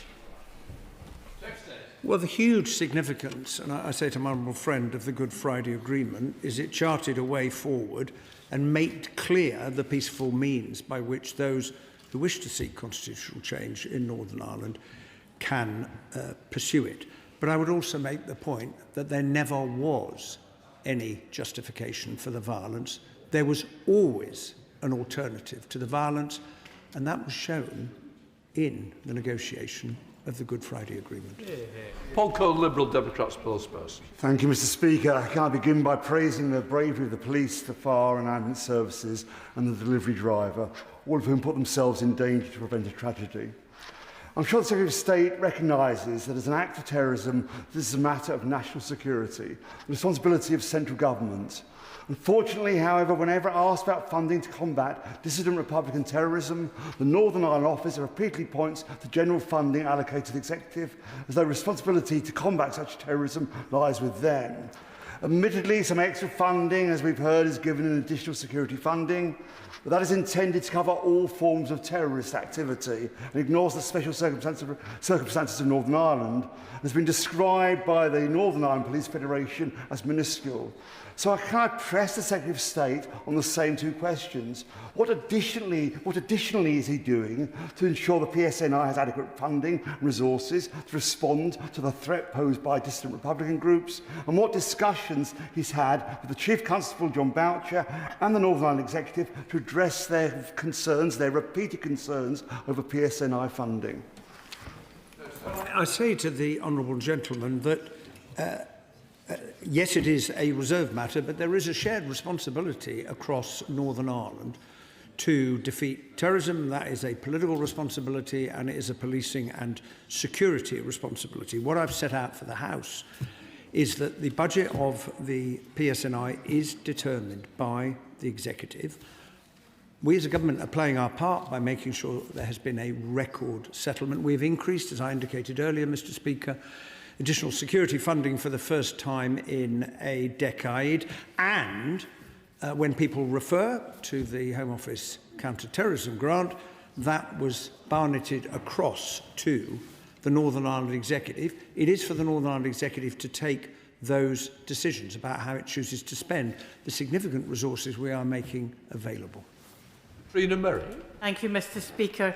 And I'd like to associate myself with the comments made by the Honourable Member for Lagan Valley and yourselves with regard to the safety of the bravery of the PSNI and the delivery drive. This serves as a timely reminder that for a handful of individuals in Northern Ireland, a return to violence is never that far away. And I'd like to ask the Secretary of State if he would work with the Northern Ireland Executive to ensure that the unique challenges that members of staff, both police staff and police officers within the PSNI have to face on a daily basis with regard to their own safety, that tomorrow is International Workers' Memorial Day, where nobody should be going to their work and not coming home. Well, I agree very much with the last point that my honourable friend made. I meet on a very regular basis with the Justice Minister, with the police and security partners, where we discuss all of these matters and review what has been happening. All I will say is that if you look back at the reduction in the number of bombings and shootings there have been in the last decade and a half, it is very marked how the number has reduced, and that is a testament to the efforts of the police and the security partners. However, in fairness, I should also point out to the House, remind the House, that the threat assessment at the moment remains substantial. It was previously severe in the wake of the attempted murder of John Caldwell, but it is substantial, and that does mean that an attack is likely. Jim Allister. Mr. Speaker, with 2 car bomb attacks in 1 month, what my constituents want to know is what will be done to snuff out this terrorist threat before it develops further. And that must include dealing with the underfunding and the understaffing of the PSNI. Today, the Chief Constable in Northern Ireland called out some Northern Ireland political parties for failing to give unconditional support to the PSNI, meaning that many young PSNI officers cannot live in nationalist areas. Does the Secretary of State agree that those parties need to do more? In particular, that Sinn Féin must match their pious words with actions of unconditional support for the PSNI and cease lauding their former car bombers, which only give support to the current generation of car bombers. Well, I agree with the honourable gentleman to give their full-hearted support to the Police Service of Northern Ireland, which is there to protect everyone from all communities and stands against those who would do the people of Northern Ireland harm. I think that is a fundamental part of the responsibility that all of us has as political leaders. Thank you, Mr. Speaker. John Boucher has been fairly critical of a number of political parties, including, it has to be said, the party of government, because he's quite clear that his force, the PSNI, is not funded like other forces across the United Kingdom, and he believes that that is in part due to legacy issues, a position that's going to be made far more acute by the Northern Ireland Troubles Bill. Does he agree with the Chief Constable or not? Well, I have had many conversations with the Chief Constable about funding and other matters, but I would just point out, as I did a moment ago, that given the existing Legacy Act, which is the law under which everyone is operating at the moment with the establishment of the Legacy Commission, the more cases the Legacy Commission takes on, it's now over 100 cases, the more there will be a requirement for disclosure anyway, as a result of the establishment of the Commission and the provisions contained in the 2023 Legacy Act. What the bill is seeking to do is to win the confidence of all communities in Northern Ireland so that this body, reformed, can enable all of those families who are still looking for answers about how their loved ones died, hopefully, to find them. Sammy Wilson. Speaker, and On behalf of my party, can we condemn the bombing at the weekend and also thank the police for the actions which they took, which ensured that there weren't casualties, which we'll be lamenting here today. It's significant that this bomb was set off at the same time as Sinn Féin were holding its party conference, at which bombers of the past were being praised. That glorification of terrorism only stimulates terrorism again today. The logic's clear. If you can praise the bombers of the past, why can't we bomb in the present? And although the First Minister has condemned the bombing, would the Secretary of State agree with me that the schizophrenic attitude which Sinn Féin have developed towards past terrorism and present terrorism is only perpetuating terrorism in our society and continues to pump the poison of violence into our society? And would he call on her and her party to stop being ambivalent towards policing and stop being ambivalent towards past terrorism and make it quite clear it's got no place in society? Well, I say to the right honourable gentleman, and I'm grateful to him for his opening remarks in asking that question. I've already said that I think that all politicians in Northern Ireland, across the United Kingdom, have a responsibility to encourage support for the work of the PSNI. But I welcome the condemnation there has been right across the political spectrum in Northern Ireland, including from Sinn Féin, who have been very clear, as has everybody else, that those who were responsible for the attack on Saturday and the previous one in Lurgan have no support and no place in the new Northern Ireland. What the Secretary of State has said about the nature of the Lurgan bomb, it sounds as if these weapons are unsophisticated and presumably therefore not detonated remotely. This must mean, must it not, that the delivery drivers were in exceptional peril because such crude devices could have gone off at any time. Can the Secretary of State confirm that he is liaising closely with people in the Republic of Ireland and that their attitude is nowadays one of complete support for the discovery and prevention of a new version of the terrorism of the Troubles? Well, I am not, for reasons I hope the House will understand, going to speculate about the nature of the devices, but he is right that given that the device on Saturday did explode, the lives of those two delivery drivers were self-evidently in great peril at the time they were forced to convey the device to the respective police stations. The condemnation for terrorism is seen right across Ireland. In Northern Ireland, we've just been discussing, and in the Republic of Ireland. These people have no support whatsoever, and that's why it's important that we find out who did it and bring them to account. I pay tribute to the courage of the delivery driver and the PSNI, in this case, whose bravery saved lives in this deplorable attack. And I want to use this opportunity too to pay tribute to one of my predecessors, Ian Gow, who was murdered by the IRA in a car bomb in 1990 outside his Eastbourne home, and his memory is enshrined in this chamber via the shield above the door. Now, as well as ensuring that the PSNI is resourced to ensure that these terrorists face the full force of the law, can the Secretary of State confirm what assessment has been made of the threat that dissident Republicans pose to the British mainland, with a view to ensuring that no community anywhere in the United Kingdom suffers what has scarred the people of Northern Ireland and scarred the people of Eastbourne? Well, I would join the honourable member in remembering the late Ian Gow, who gave such distinguished service to this House and was killed in that terrible attack, one of a number of members who have suffered at the hands of terrorist violence in the past.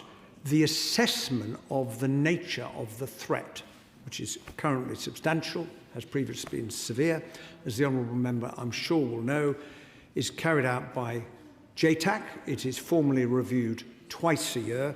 I can assure him they take their job extremely seriously, and any information about any threats is, of course, circulated to all those who need to know. Katie Rand. Thank you very much, Mr. Speaker. I think we can all agree that the public should be protected from anybody who is willing to use violence against innocents, against the police, to get what they want. But I wonder how the Right Honourable Gentleman intends to enforce that and what message he thinks it sends when those who've had the courage to do that, including, of course, British soldiers during the Troubles, this government is making it easier for them to be dragged through the courts decades later. Well, I don't accept the honourable member's characterisation of what is contained in the Troubles Bill that we will be discussing later, because the threshold consideration for prosecutions remains absolutely unchanged under the legislation that is currently before the House. But I do recognise that veterans are concerned about the impact that any changes may have upon them, which is why the government has put protections in the bill and will bring further such proposals forward when we get to committee stage. Swirl. Mr. Speaker, can I ask, what price does the Secretary of State put on a Northern Ireland life?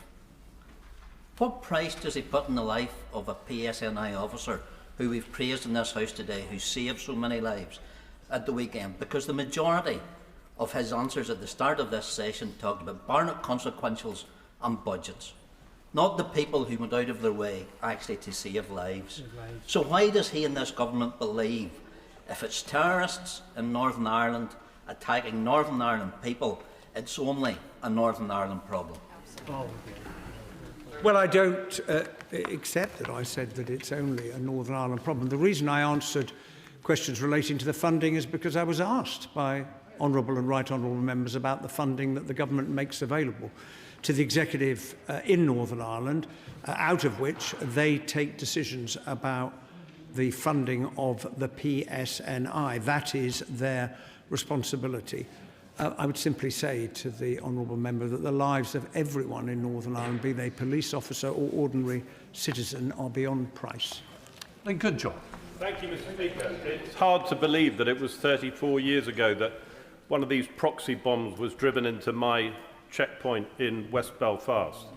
I remember it like it was yesterday. And I agree with the Secretary of State that we must find the perpetrators of this evil act. And I, too, encourage the community to come forward, because that is where the answer lies. Could the Secretary of State ask the Chief Constable how many Police Service of Northern Ireland detectives are allocated to investigating legacy issues versus those allocating to finding the perpetrators of the Dunmurry police station attack? Well, I will take the honourable gentleman's question away. The allocation of resources is, of course, a matter for the Chief Constable. This is a very urgent investigation. I think, however, I would point out to him that one of the consequences of the Legacy Act that the last government passed is that responsibility for investigating Troubles-related cases departed from the PSNI, does not rest with the PSNI today, but rests with the Legacy Commission. It is the Commission that does investigations in respect of the cases that have been referred to it, and not the PSNI. I, like every right-minded person, utterly condemn the abhorrent attack on Dunmurry PSNI station and indeed Lurgan in my own constituency, and I commend the PSNI for their bravery in dealing with these attempts on their lives. Does the Secretary of State agree that Sinn Féin's response drips with rank hypocrisy, condemning the bombers of today while glorifying, lauding and even erecting illegal statues to the bombers and terrorists of yesterday?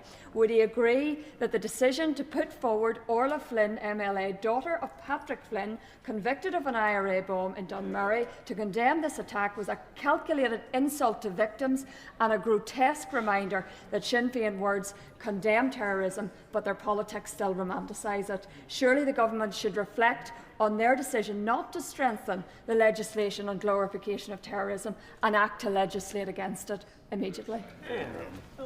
Well, I say to the honourable member, she speaks with great sincerity and anger, quite rightly, about what has happened. On the very last point that she raised, she will be familiar with the provisions of the Terrorism Act 2006, but as she will be aware, the government has recently agreed to ask Jonathan Hall, KC, the independent reviewer of terrorist legislation, to undertake a review of Section 1 and to report back. Alex Easton. Mr. Speaker, Secretary of State, in the last year there have been 9 bomb attacks aimed at the PSNI from the men of darkness who hide behind dark doors, in the dark and behind balaclavas. What action can the Secretary of State to ensure that the PSNI do have adequate funding, because there are 700 police officers down and the funding is still not in place? Will he agree to meet with me and the Chief Constable to listen to those concerns about funding so that we can beat the men of evil and not return to the past? Well, I would say to the honourable member, I know that the Police Service of Northern Ireland is treating this particular investigation with the urgency that it requires. And referring to the honourable member who spoke earlier, and may I thank him once again for his service in Northern Ireland, what would help the police to bring the men of darkness to the light of justice is information that somebody probably knows, which would enable people to be arrested, and if there is sufficient evidence, to be prosecuted for what they have done. Because that is the single most important contribution that can be made to assist the PSNI in trying to find out who was responsible. Jim Shannon. Mr. Speaker, thank you, and can I thank the Secretary of State for his answers. Police numbers, intelligence, CCTV, IRA infiltrated, people sending information, those are all issues. It's beyond disappointing that this same new IRA was able to plan to hijack and deploy a second device in West Belfast without any prior interception. The Chief Constable of the PSNI and the Police Federation have continually highlighted the lack of resources for policing. So can the Secretary of State explain, please, whether it's a lack of intelligence and ability to combat this group of murderous terrorist thugs is due to failures in intelligence sharing, MI5, MI6 Special Branch? Or is it a lack of police service on the ground that affects patrolling in high-risk areas? And more importantly, what steps will the Secretary of State undertake to address these issues? Thank you very much. Well, I would say to the honourable gentleman that there is a huge amount of effort going in, as I indicated earlier, most of it unseen by the general public for reasons that everyone in the House will understand. And as much information as can be gathered on what these people are seeking to do, we seek to acquire. But you either have to catch people in the act or get information from those who know who was responsible in order to see them prosecuted, and it cannot be just left to the PSNI and our security partners, who once again I pay tribute to. They do a truly extraordinary job on behalf of all of us, but they need some help from others who have information that they can bring to bear, so people are held to account for what they've done. Let the front benches change over.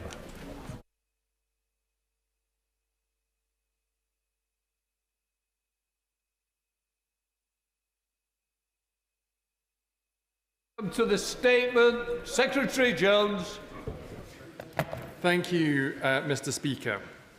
Given the upcoming prorogation and state opening of Parliament, I thought it would be helpful to return to the House to provide an update on the progress the government has made to respond to the humble address of the 4th of February as quickly and thoroughly as possible.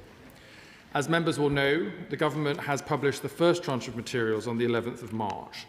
This first tranche primarily related to the aspects of the motion regarding Peter Mandelson's appointment and his subsequent dismissal as ambassador, in addition to the details of his severance payment provided to him by the Foreign Office.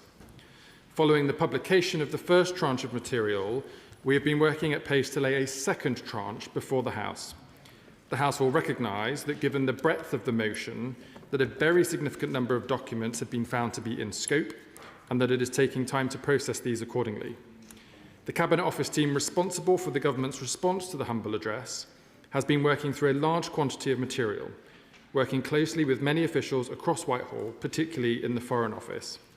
The team has been seeking to take an approach to sifting and publishing information which allows it to respond to the will of this House thoroughly but expeditiously, and in line with the approach taken by previous governments in responding to humble addresses. This includes coordinating a number of requests to government departments to identify documents potentially in scope of the humble address, particularly electronic communications and the minutes of meetings between individuals and Peter Mandelson. This is the section of the motion that has had the broadest scope. As members will have seen from the first tranche, the government cannot publish certain details like the names of junior officials, personal information, or legally privileged information.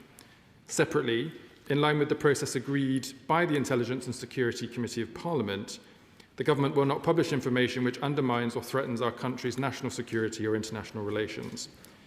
As colleagues will appreciate, both of these processes require detailed consideration. The government is very grateful to the Intelligence and Security Committee for their constructive engagement in this process, which we recognise has constituted significant additional work on top of their existing responsibilities. As I have set out previously, the Cabinet Office has also been working with the Metropolitan Police to avoid prejudicing a live police investigation. Mr. Speaker, I can confirm that by the end of today, the Cabinet Office will have passed to the Intelligence and Security Committee all of the material it has processed as part of the humble address and judged to be prejudicial to national security or international relations. This has amounted to over 300 individual documents. It includes a number that are relevant to the processes of Peter Mandelson's security vetting too. As I mentioned earlier, I am very grateful to the Intelligence and Security Committee for the important role they continue to play in the humble address process and for the speed with which they are processing these documents. I would like to reassure colleagues that Parliament will receive the second tranche of material as soon as possible following the state opening and the conclusion of the work of the Intelligence and Security Committee, and I will return to the House when we are able to do so. Mr. Speaker, I commend the statement to the House. Sir Secretary of State Alex Burkhardt. Thank you, Mr. Speaker, and I'd like to thank the Chief Secretary to the Prime Minister for advance sight of his statement and for taking this statement himself. It's good of him not to delegate. This was not his mess. His mess was the 2024 budget, but I'm afraid that this is now his mess to clear up. And I have to say to him, where are the documents? The humble address was nearly 12 weeks ago. I remind him that the House on that occasion asked for a huge range of things: the due diligence document that was passed to number 10, the conflict of interest form, the material the FCDO and the Cabinet Office provided to the UK security vetting about Peter Mandelson, papers for and minutes of meetings relating to the decision to appoint Lord Mandelson, electronic communications, and so on and so on. Where are they?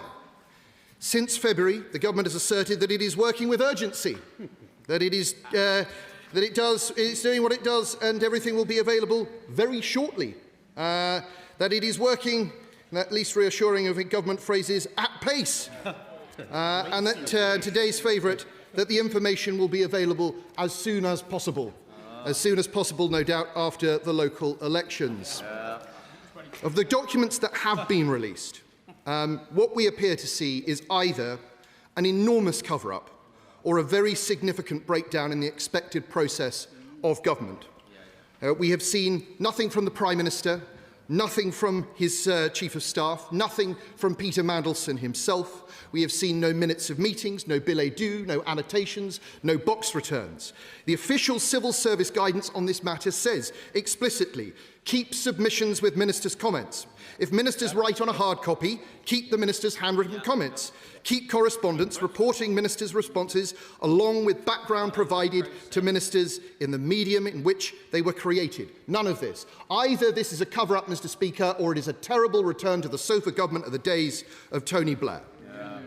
Simon Case told the Prime Minister that in order to complete due process, there had to be security clearance before he made the appointment, and there had to be a conflict of interest declaration by Peter Mandelson. To date, we have seen none of that information. I am pleased by what the Chief Secretary of the Prime Minister says, that material associated with Mandelson's vetting is now being handed to the ISC, but where is the conflict of interest form? I hope it is not the case that this is being disguised as personal information of the sort that he said would not be disclosed, and I'd be grateful if we would confirm that it's not. But what I would really like him to do is confirm that that declaration of interest form exists. There is no good reason why he can't tell us whether it exists. Indeed, the Attorney General, former Attorney General, wrote the other day in the papers that there is no legal reason why the government cannot tell us what documents are being retained by the Metropolitan Police. There should be a catalogue of all documents that exist, even if the House can't look at them. We should be allowed to know what is out there. We should be allowed to know what will come to us in due course. The titles of documents will themselves not prejudice a trial. On the Chief Secretary to the Prime Minister's words today, he talks about he's talked about the non-disclosure of personal information. I say, please tell us about the conflict of interests form and whether Peter Mandelson's personal information is considered to be in scope of that ruling. On redactions, will he please set out what the government's precise approach to redactions is vis-à-vis the documents that will be given to this House rather than the ISC? It will be useful to understand his thinking. On electronic communications, despite this being in the humble address on the 4th of February, I understand from the Cabinet Secretary who wrote to me at the weekend that there was no instruction to hand over non-corporate comms until the 13th of March, about 5 weeks later. Why this delay? Is he confident that no material was deleted in the short term, in that 5-week period? How can he be sure? And on the ISC release, I again ask him to confirm or deny whether that release contains the information about Lord Mandelson's interests. This is of specific concern to the House, given how Peter Mandelson may have been behaving when he was ambassador in Washington, and given meetings that he may have taken the Prime Minister to. It is time that the government came clean, not on its own terms, not to its own timetable, but to the terms set down by the House. So will he finally tell us a hard deadline for when these documents will be handed over? Thank you, Mr. Speaker. The Right Honourable Gentleman asked me a number of questions which I will take in turn. To the question of where are the documents in scope of the humble address are currently in one of 3 locations. First, with the government waiting for the publication of the second tranche. Second, with the Intelligence and Security Committee. And third, with the Metropolitan Police. We have sought to publish all of these documents in a combined bundle in relation to the documents the government holds and those which the Intelligence and Security Committee are considering in order to aid the House in seeing the documents in a chronological order. Otherwise, I suspect there'll be questions about what documents were missing subject to the conclusion of the committee's work. I can confirm that documents that relate to Peter Mandelson's security vetting have been passed to the Intelligence and Security Committee today, and that we intend to publish those as part of the second tranche, subject to those discussions with the Intelligence and Security Committee. I was asked specifically about the documents that have been given to the Metropolitan Police. He will appreciate, I'm sure, that I've been advised that I'm unable to list those documents on the advice of the Metropolitan Police, and so I won't seek to do so. He asked me about redactions policy. The key redactions policy is obviously in relation to information which the government considers to be prejudicial to national security or international relations, which goes through the Intelligence and Security Committee for consideration. If there is a disagreement between the government and the committee, there is a process of redactions hearings between the government and the committee to resolve those disagreements. And as I mentioned in my statement, other redactions relate merely to information such as the names and contact details of junior officials in line with established freedom of information policy as it relates to the publication of humble addresses. Deputy Speaker, the whole House came together around the humble address on the basis that Parliament had found its way forwards to deal with the evidence around the appointment of Peter Mandelson. Can my honourable friend give me a guarantee, or give the House a guarantee, that there are no documents that are being withheld? Around the time of that it was reported that the Prime Minister hadn't been given the facts that Peter Mandelson had failed his security vetting, that there were civil servants who were seeking to withhold documents. Can he give an assurance that that's no longer the case? Thank you, Madam Deputy Speaker.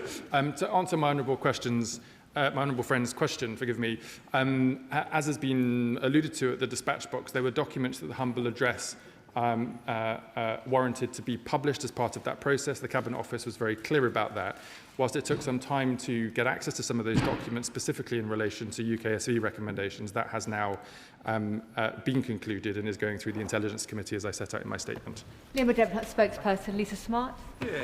Thank you very much, Madam Deputy Speaker, and I thank the Chief Secretary for advance sight of his statement. The women and girls who spoke out against Jeffrey Epstein and those connected to him did so at enormous personal cost.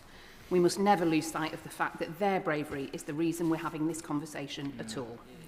The Prime Minister promised honesty, integrity and accountability, and instead we have a tawdry saga of a political ally waved through despite serious security concerns, a senior civil servant forced out, and a government that has descended into recrimination and infighting rather than dealing with the very serious issues the country actually faces.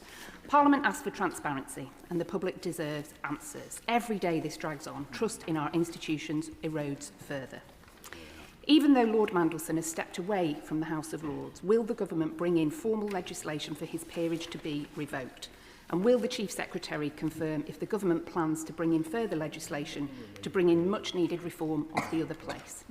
The Deputy Chair of the Intelligence and Security Committee asked in business questions on Thursday about potential further redactions that were made on grounds other than national security or international relations.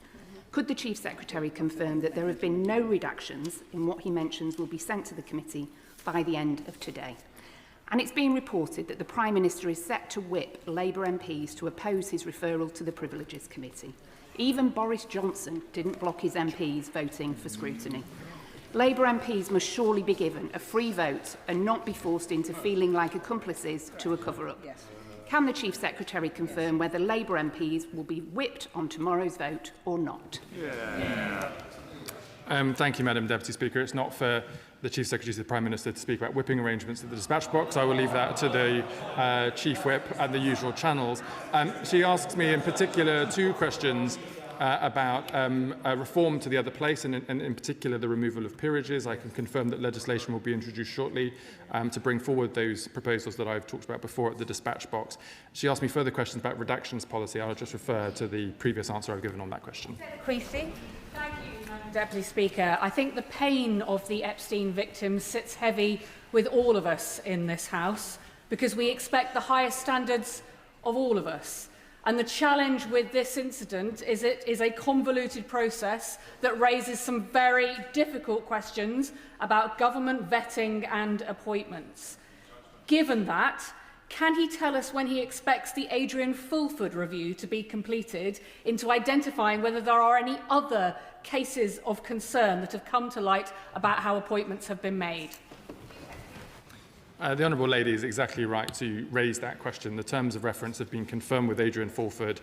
That work has been started, and I expect it to complete in a matter of 3 to 4 weeks' time. Sir Jeremy Wright. Thank you very much, Madam Deputy Speaker. Can I thank the Minister for his kind words about the hard work of the Intelligence and Security Committee. I know he will recognise and want to reflect with the House that we cannot work any faster than the documents when they are given to us by the government. And because the last of them, as he said, is being given to us today, this process will not be complete by prorogation as perhaps it should have been. Can I raise with him, though, 2 points which are of concern in what he has said to us this afternoon? The first is in relation to redaction, and he's made it clear that the government intends to redact for reasons beyond the humble address exemption related to international relations and national security. He's described that as the names of junior officials, personal information or legally privileged information. I put to the Leader of the House on Thursday that the document the government has produced describing its approach to redactions is substantially wider than that. It says it may also be necessary for the government to make further redactions in future publications based on other public interest principles, including, but of course not limited to, commercially sensitive information. So will the Minister please, either today or in writing, explain clearly on what grounds the government intends to redact these documents? And if, as I suspect, some of the grounds the government proposes to redact on are beyond the scope of the humble address, will he confirm the government must return to this House and seek consent so to do? And with your indulgence, Madam Deputy Speaker, the final point is in relation to redaction also. He has said in his statement that the government will not publish information which undermines or threatens our country's national security or international relations. As he knows, in accordance with the process agreed, it will be for the Intelligence and Security Committee to determine those questions, not for the government, won't it? Can I thank the Right Honourable Gentleman for his question and just confirm that the government shares the view that it is not the fault of the Intelligence and Security Committee that documents are not yet ready to be published, but we hope will be so shortly after the state opening of Parliament. He asked me a specific question on redactions policy. I refer to my earlier answer, but he did ask me some specific questions which I will commit to seeking further advice on and returning to the dispatch box. I hope the Right Honourable Gentleman in the House knows that my intention from the beginning of being asked to do this process is to ensure proper transparency with Parliament, which I and the government take very seriously. And if there's any suggestion of that being to the otherwise, I will answer questions to that here at the dispatch box. In respect of his second question, which now has fallen out of my mind. You'll forgive me, Madam Deputy Speaker. Just to confirm, it will be the ISC that will determine redactions on the basis of international relations and national security. Please, Madam Deputy Speaker. I can confirm that the government's agreed process with the committee stands. Deputy Speaker, and I thank the Chief Secretary for his statement. I'm interested in the cost. We know about the £75,000 payout, and obviously a police inquiry is incredibly costly, not least the cost to his department in being able to comply with the humble address. Will he publish the costs, but will he also publish the costs of Global Counsel, which was a client, which had a client of Palantir, for which the government has £800 million worth of contracts? Will we publish at the point of Peter Mandelson's appointment how much money Global Counsel was able to procure from government for being able to advance Palantir's business interests? I think my best answer, Madam Deputy Speaker, is to refer the Honourable Lady to the Contracts Finder tool, which publishes all public procurement contracts and the value of those contracts. In relation to questions of the internal cost of processing the humble address, I can't commit to give a round number because it's essentially lots of hours of time of civil servants across government working very hard to be able to publish these documents as quickly as possible. Thank you, Madam Speaker, and through him, can I thank the officials in the Cabinet Office who have assisted me in the work that I've been doing in this area. He'll know as Chairman of the Public Administration Committee. He will also know that not all government communications are carried on government devices.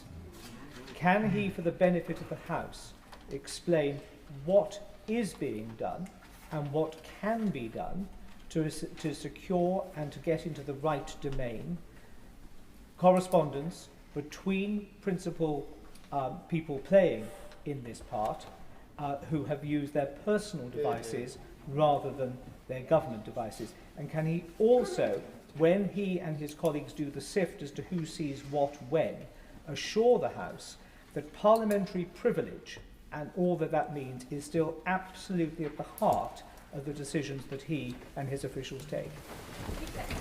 Thank you, Madam Deputy Speaker. The tranche of documents will be published in the normal way to ensure that parliamentary privilege is attached to those documents in any debate that we subsequently have in relation to them. He asked me questions about personal devices and personal communications channels. We refer to these as non-corporate communications channels, or NCCCs, in the documents that we've published. I can confirm that all relevant stakeholders who had to consider submissions to the humble address process have been told that it includes their personal devices and personal channels, as well as any government-owned devices and government channels. And again, can I thank the Right Honourable Gentleman for his work and just confirm to the House that as Chair of the Public Administration Committee, he kindly agreed to look at documents given to the Metropolitan Police in relation to the police investigation, so that we had, albeit a closed way, of showing due process and transparency to the House in relation to the humble address. Thank you, Madam Deputy Speaker. And further to the point of the security vetting issue in relation to Peter Mandelson, in this chamber 3 times last week, I asked a question, including to the Minister, including through a point of order through the Speaker, but I haven't had an answer, so I'd really appreciate an answer from the Minister. At the point that he was involved in the appointment of Mandelson, did the Prime Minister's former chief Morgan McSweeney have security vetting himself? On what date was Morgan McSweeney granted developed vetting clearance? And did Morgan McSweeney ever handle documents which would require developed vetting clearance prior to that date? I've asked 3 times in the chamber. I haven't had an answer. I'd be really grateful if the Minister could answer.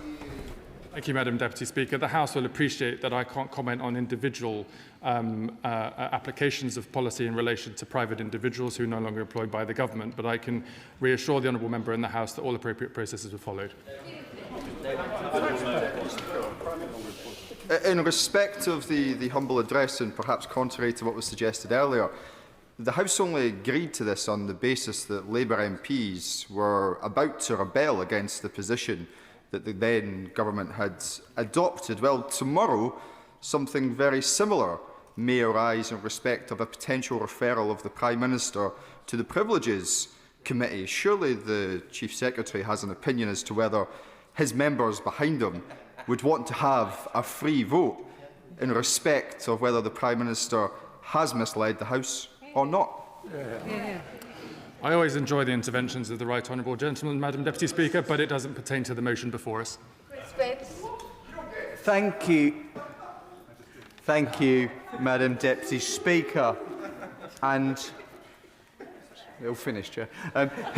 Thank you, Madam Deputy Speaker, and I thank the Chief Secretary for returning to this House on this issue again. Can I ask him to reiterate how due diligence security vetting is conducted before appointments are announced is going to change the result of this affair? I thank my honourable friend for his question. As has been said at the dispatch box before, it was due process previously that for the appointments of ambassadors and for direct ministerial appointments, vetting processes took place after the announcement and before the commencement of the contract for employment. Given the problems that has shown to be applicable to these processes, that has now changed. The referral to the Privileged Committee has always been considered a House matter, a matter for the individual judgment of members of Parliament. It would be an abomination if it were to be whipped by either side, wouldn't it? Yeah. I refer the honourable gentleman to my previous answer. Sarah Russell. Thank you, Madam Deputy Speaker.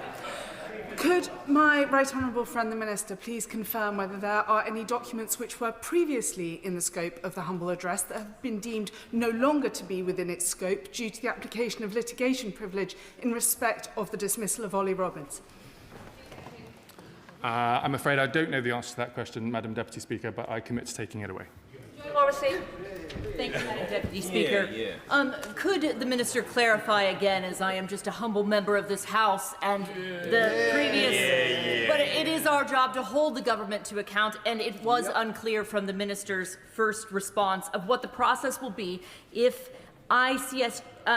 if the ISC committee members disagree with the government, and will that matter be brought back to the House for decision, because it is not within the government's, I believe, Madam Deputy Speaker, right to judge and mark their own homework. I refer to my previous answer about standing by the commitment made between the government and the committee. There is an established process for any disagreement through a redactions hearing. Deputy Speaker, the worst outcome from this process is that a police investigation is compromised by materials making their way into the public domain before time. While opposition MPs seek to rush this process through, can the Chief Secretary confirm that no documents of interest will be put in the public domain until they've been cleared by the Met Police? And if members opposite want to know how Labour voters are going to vote tomorrow, they just need to join the Labour Party. Can I thank my honourable friend for his question, because he asks an important question. As has been said before, at the heart of this entire scandal are victims of the most heinous crimes who have yet to see any justice whatsoever, apart from it becoming part of big political debates here in the UK and in other countries. That is why the government has been absolutely committed to supporting the Metropolitan Police in their criminal investigation. We continue to do so, and we wouldn't do anything to undermine that process, because the victims have to come first. Richard Ford. Speaker, and I'm grateful to the Chief Secretary to the Prime Minister for his statement.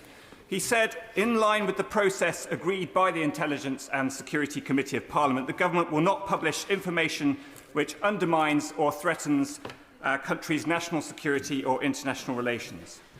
That sentence is correct, but it implies that this is a government process which the ISC has acceded to, and that's not quite right. Rather, the government proposes redactions, and the ISC directs that redactions be made on the basis that full publication would be prejudicial to national security or international relations.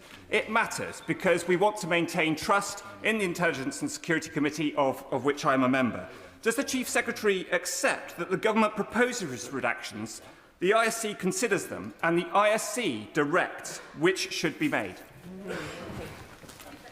The gentleman sets out the process that's been agreed between the committee and the government, and as I've said to other members of the committee, that stands.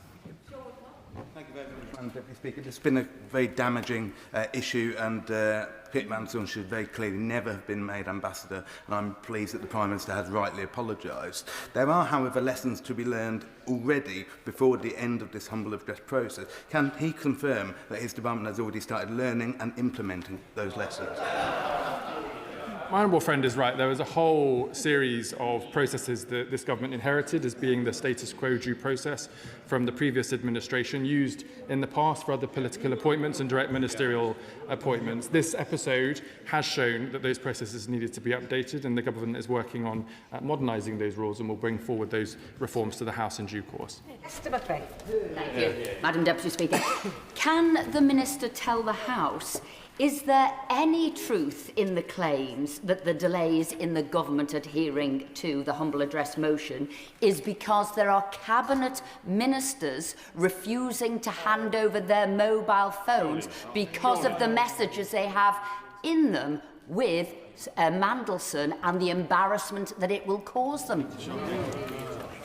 All Cabinet Ministers have received instructions from the Cabinet Office about the declaration of the information they hold on either corporate or personal communications channels, and they've all complied with that direction. Ties. Thank you, Madam Deputy Speaker. With regard to the release of these Mandelson documents, there's genuine concern about what may be redacted and what may not. Given the ongoing disputes as to the pressure brought to bear between Number 10 and the Foreign Office, can the Minister confirm that nothing will be redacted with regard to pressure brought to bear on the Foreign Office about the vetting process? Redactions are done in line with the policy I've set out previously. Dr. Keir Starmer. Thank you, Madam Speaker. I have to say politely, the Minister's overly sincere, butter wouldn't melt in his mouth acts beginning to wear thin. The way he suggests that this is all a process he's going through and hasn't put a foot wrong. He's repeatedly failed to answer questions that I put to him with candour around the Mandelson Act, despite the fact this evening we'll be passing a bill that makes it law for ministers to answer questions with candour. So it is beginning to rub off on him. And can I follow up on the questions around mobile phones? Ministers will be asked whether they have any communications left on their personal phones. Are they also being asked to tell you, and are we going to be told, if those messages have disappeared because they've got disappearing messages on their phones? Question short and omit the word you, because I'm not responding. Chief Secretary. Sorry, Madam Deputy Speaker, that the honourable member is not happy with my performance. I'll try harder in the future. In relation to his question, I refer him to my previous answer. Alison Bennett. Thank you, Madam Deputy Speaker. What is the Department's internal deadline for concluding the release of the Mandelson files? And if there is an internal deadline, who's going to be held accountable if the Department fails to meet it? The Department has now handed over all final documents that it needs to hand over to the Intelligence and Security Committee, and once that process has been able to conclude, we will publish the second tranche very shortly after that. Thank you, Madam Deputy Speaker. Madam Deputy Speaker, the truth of the matter is that when the Chief Secretary says that to appoint a diplomat process was followed, a professional diplomat would not have been appointed if they had taken dodgy don'ts, tried to flog passports, were linked to the Chinese, linked to the Russians. So that was not the case. But the humble address got through this House because it said that all documents would be handed to the ISC because that is the most secure place to go. So, Madam Deputy Speaker, it is not with the gift of the government not to hand this over. That was the view of the House. It's not being done in good faith, Madam Deputy Speaker. When will all of these documents be given to the ISC, which was exactly what this House said should be done? Madam Deputy Speaker, I answered that question in my opening statement. All final documents relevant to the ISC processes are being handed over today. Listen. Today's statement is very interesting, but we need to remember how we got here in the first place. The Prime Minister is facing allegations that he misled the House about the process by which an individual was appointed who had well-documented associations with a convicted paedophile and a human trafficker. Now, the Chief Secretary said yesterday that the Committee of Privileges is reserved for the most serious allegations. Does he recognise how that belittles what has been suffered by the victims and survivors? Hear, hear. Chief Secretary. I'm not quite clear what the question was, Madam Deputy Speaker, in relation to the humble address. In relation to the Privileges Committee motion before the House tomorrow, I refer to my previous answer. Paul Holmes. Thank you, Madam Deputy Speaker. Last week, I asked the Prime Minister if he'd publish his decision note on the box note given to him on the 11th of November from Simon Case. The Prime Minister said he couldn't remember the answer in that box note.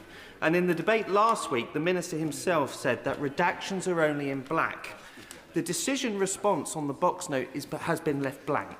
So can I ask the Minister, was there a decision?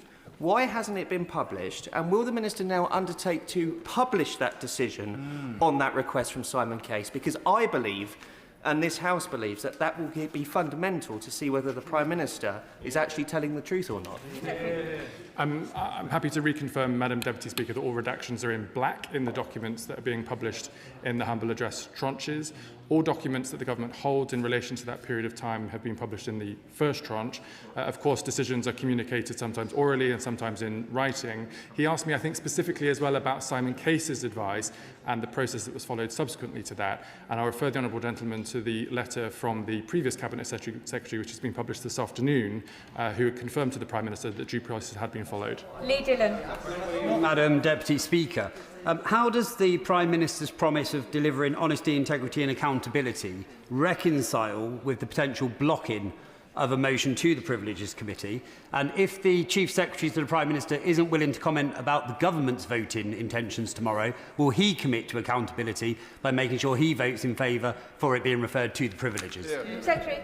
I'm not sure I should declare my voting intention from the dispatch box, Madam Deputy Speaker, but I refer the honourable gentleman to my previous answer.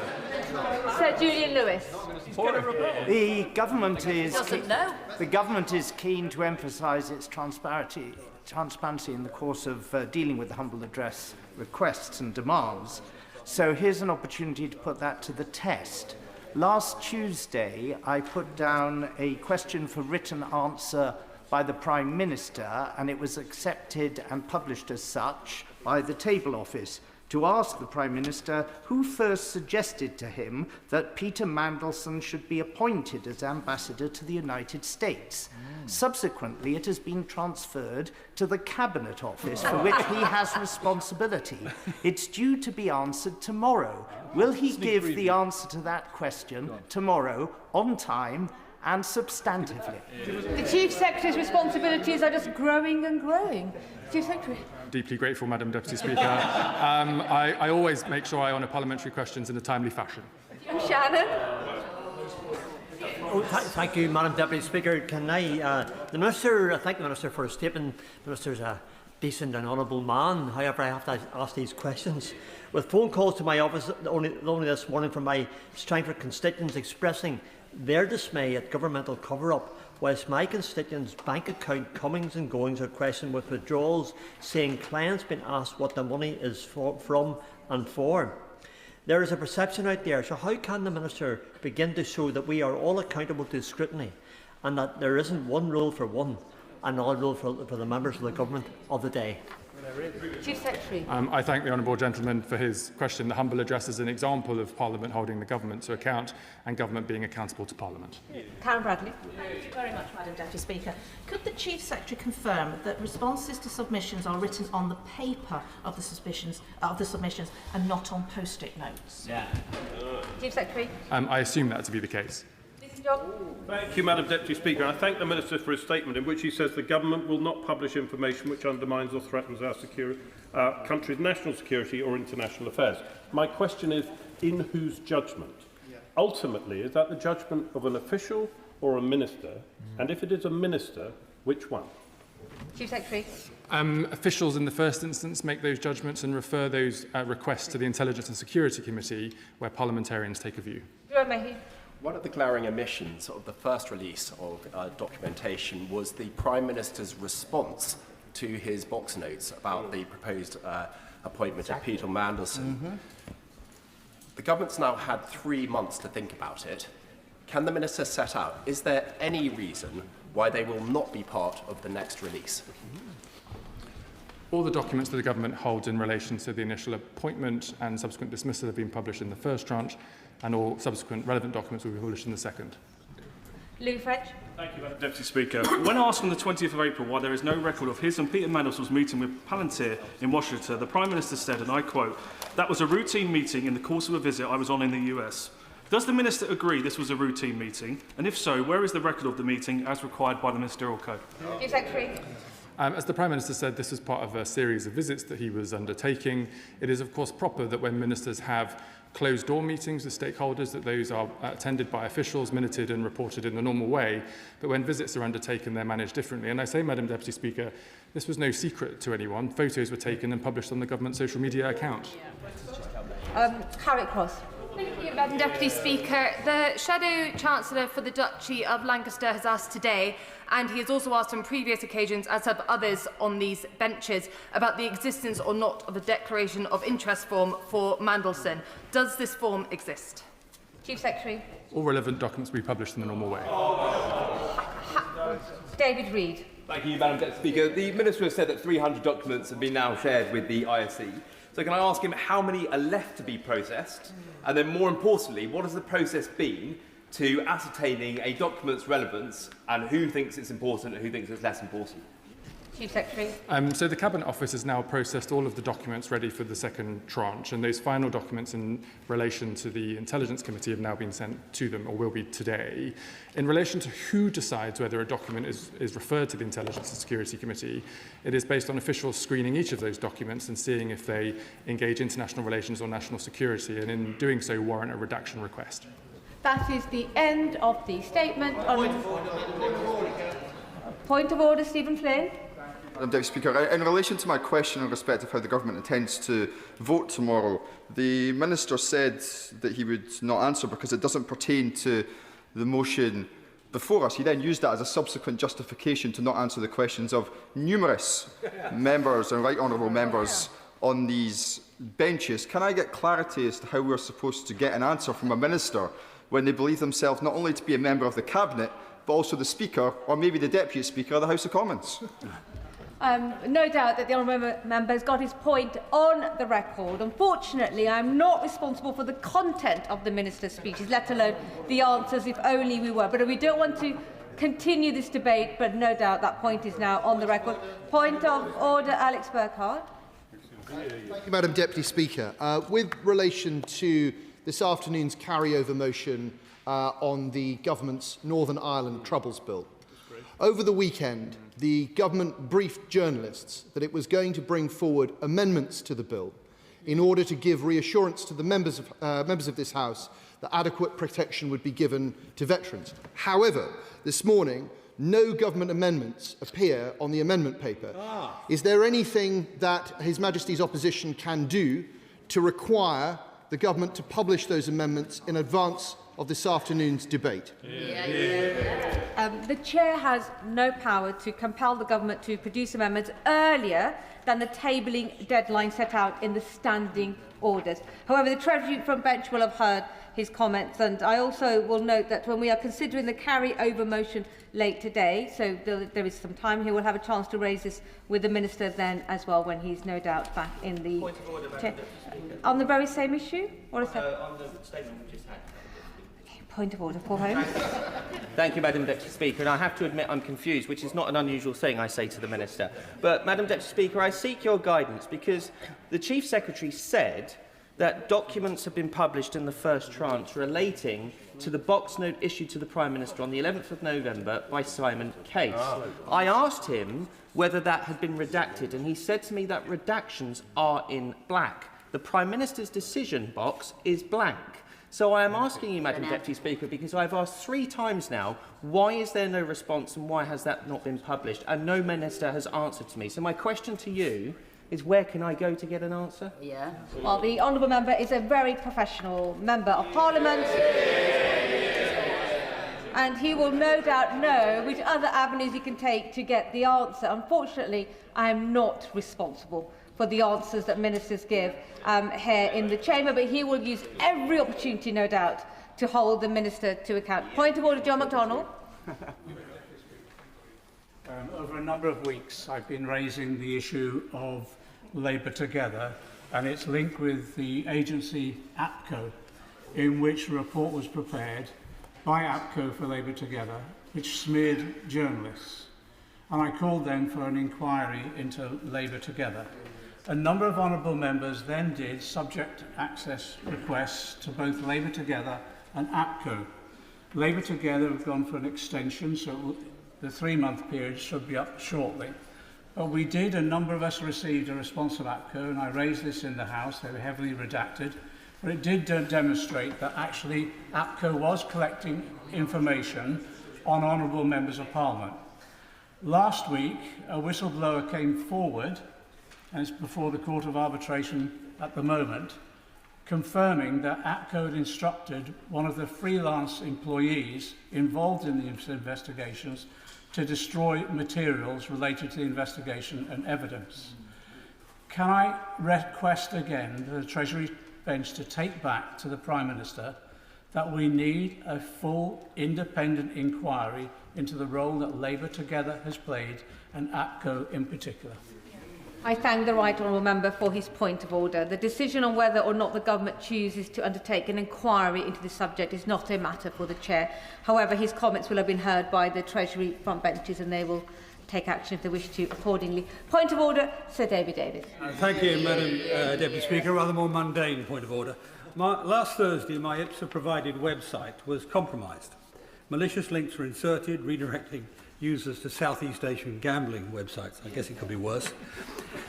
We took it down immediately. It was restored, but then came under sustained distributed denial of service attack traceable to China. In just 24 hours, the site was hit with 142 million requests, consuming nearly 800 gigabytes of data. This is not a minor nuisance. It's a direct interference with the Member of Parliament carrying out his duties. Madam Deputy Speaker, what is the House and the House authorities doing to prevent these kinds of attacks on members' websites and help MPs protect themselves against interference by a foreign state? I thank the right honourable member for his point of order and for raising this very serious matter. I do not think it would be appropriate to discuss the details publicly about preventive action and how members are supported to protect themselves against these kinds of cyber threats. If members would like security advice on how to make personal accounts and devices more resilient, they should contact PSD. For matters relating to parliamentary accounts or equipment, members should contact PDS through the PDS service desk. If that is the end of all the points of order, I'll allow the front benches to shuffle over very quickly.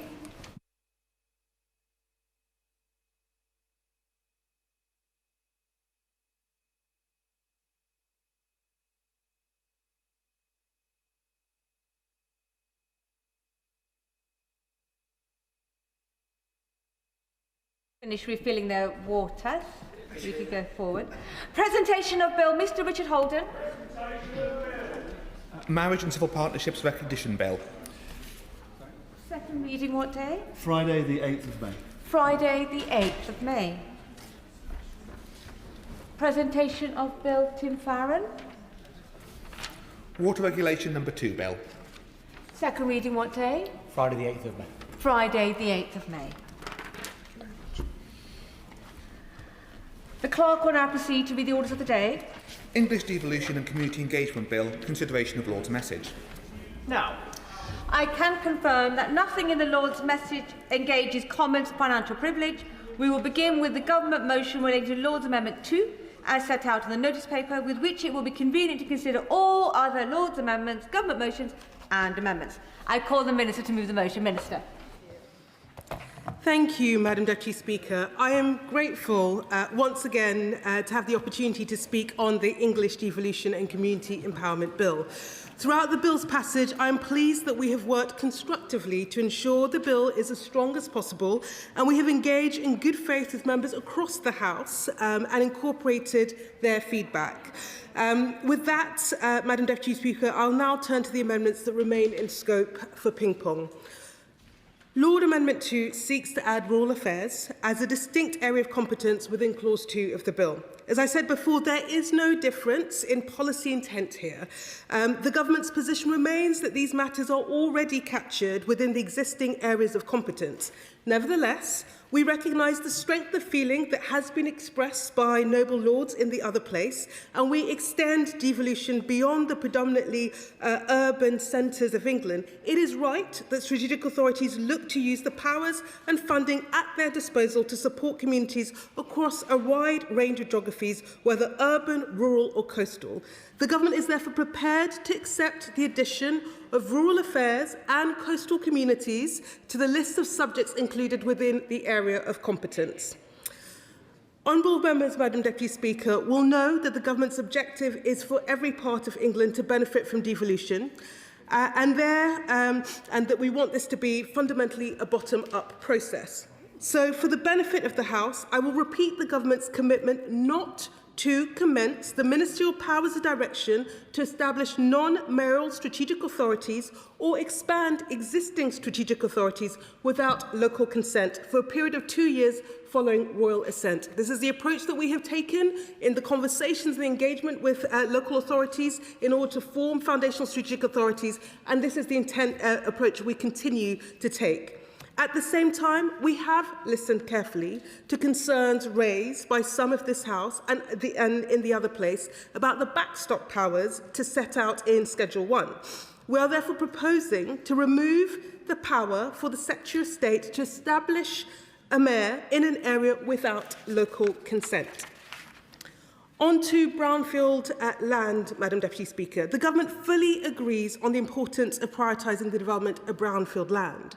As previously stated, the National Planning Policy Framework is the framework with which planning policies and decisions are and should be made. It remains the right place to set clear expectations for how and where development should come forward. I have previously set out imposing a legal requirement in the bill would risk undermining effective plan-making and local flexibility in supporting sustainable development. The government considers the amendment passed by the other place to be impractical, as it would undermine effective plan-making. It would limit considerations of local circumstances and create inconsistency in terms of the requirement between spatial development strategies prepared by mayors and strategic authorities and those prepared by the upper-tier county councils and unitary authorities. Therefore, I invite honourable members to reject the amendments in lieu on brownfield land. Turning to the issue of local authority governance arrangements, we remain firmly of the view that executive models of governance, and in particular the leader and cabinet model, provide the clearest and most transparent decision-making model in local government. We continue to believe that our approach strikes the right balance between encouraging a more consistent model of governance across England's local authorities, whilst respecting local democratic mandates and decisions where a committee-run council has adopted its governance model more recently. I think we have got the balance right. We have listened, we have adapted, and we do not intend to go further, and I invite honourable members to reject the amendment. On to town and parish councils, Madam Deputy Speaker. I recognise the strength of feeling about the role of parish councils in neighbourhood governance. The government has considered Lord Amendment 37 and 91 carefully. We cannot accept an amendment that would undermine the principle of autonomy and localism. The creation of new parish councils is for local authorities to decide based on their community's needs. Central government should not intervene and should not direct that any particular model of neighbourhood governance is right for a particular place. However, we have proposed a further amendment, building on our previous commitments. The new change requires local authorities to engage with town and parish councils where appropriate regarding parish representation under neighbourhood governance arrangements. This makes it clear that parish councils, where they exist, have an important role to play in neighbourhood governance. Again, this is a point I've consistently made through the passage of the bill. We absolutely recognise the role of town and parish council. So we believe that this strikes the right balance alongside our commitments to review and update the guidance on community governance reviews and publish a neighbourhood governance framework.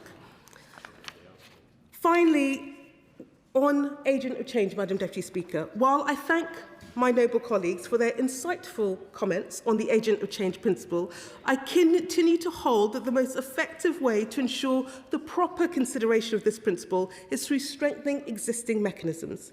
National planning policy is not wishy-washy, as some have suggested. The framework carries significant weight in the planning system, and we are already in the most ambitious period of planning reforms in a decade. I recognise the concerns that have been raised with me through this debate, and it is clear that the principle is not being effectively implemented. We are already proposing to update policy to address these issues, and I have committed to reviewing the guidance to help disseminate best practice.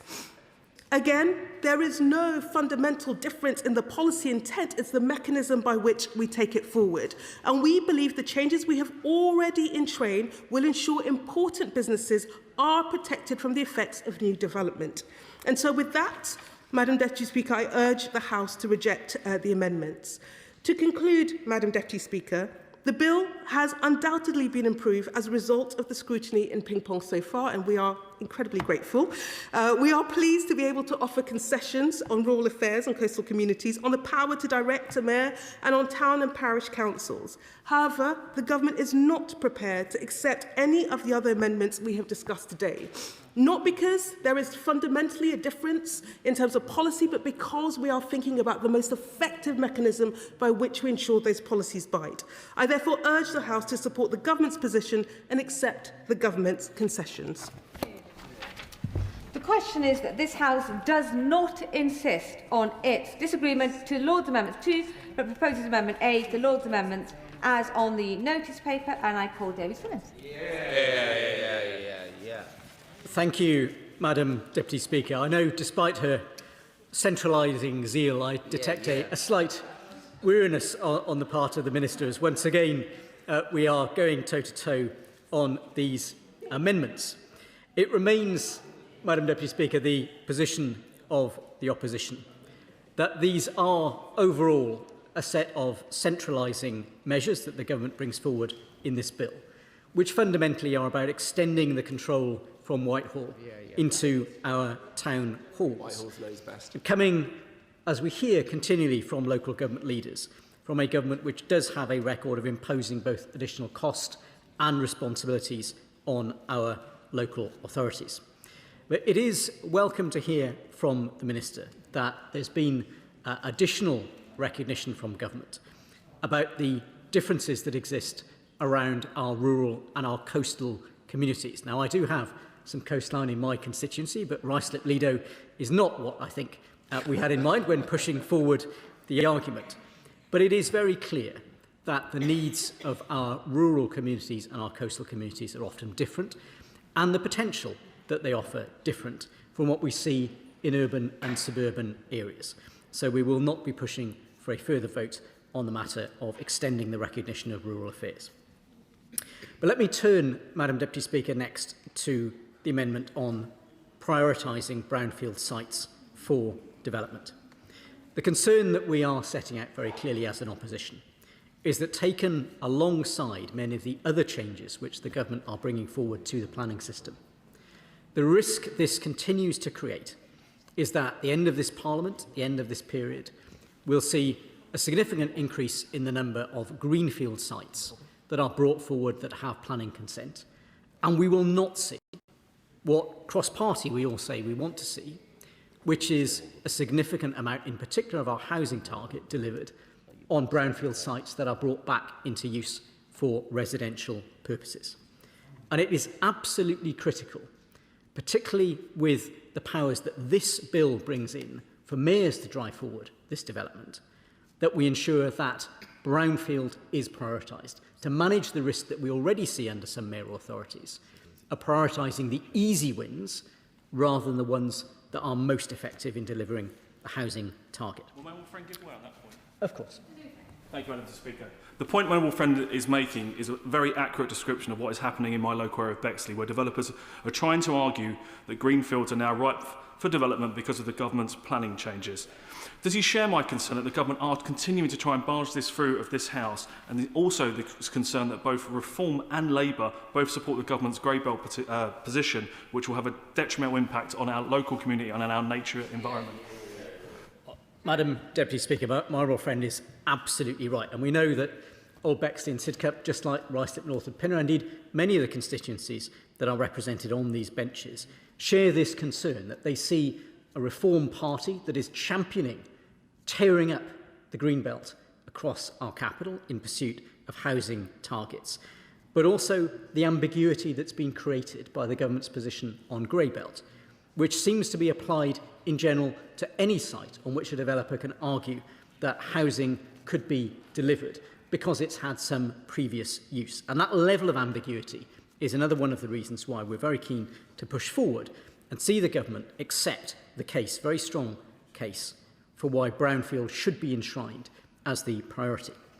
Let me then turn briefly, Madam Deputy Speaker, to the amendment around the leader and cabinet model of local government. Now, I need to be clear, as an opposition, we do not have a strong view about what governance arrangements town halls should choose. Many of us will have had experience under the committee system, under leader and cabinet model, some including with executive mayors. But the reason why we intend to still push forward on this is because it represents, once again, that centralising tendency, a view in Whitehall that the government knows best what those structures should be. Now, it happens to be the case that I agree with ministers that the leader and cabinet model is the most effective and efficient, but it is not for us to tell locally elected officials, locally elected councillors, how they should make their arrangements. Of course.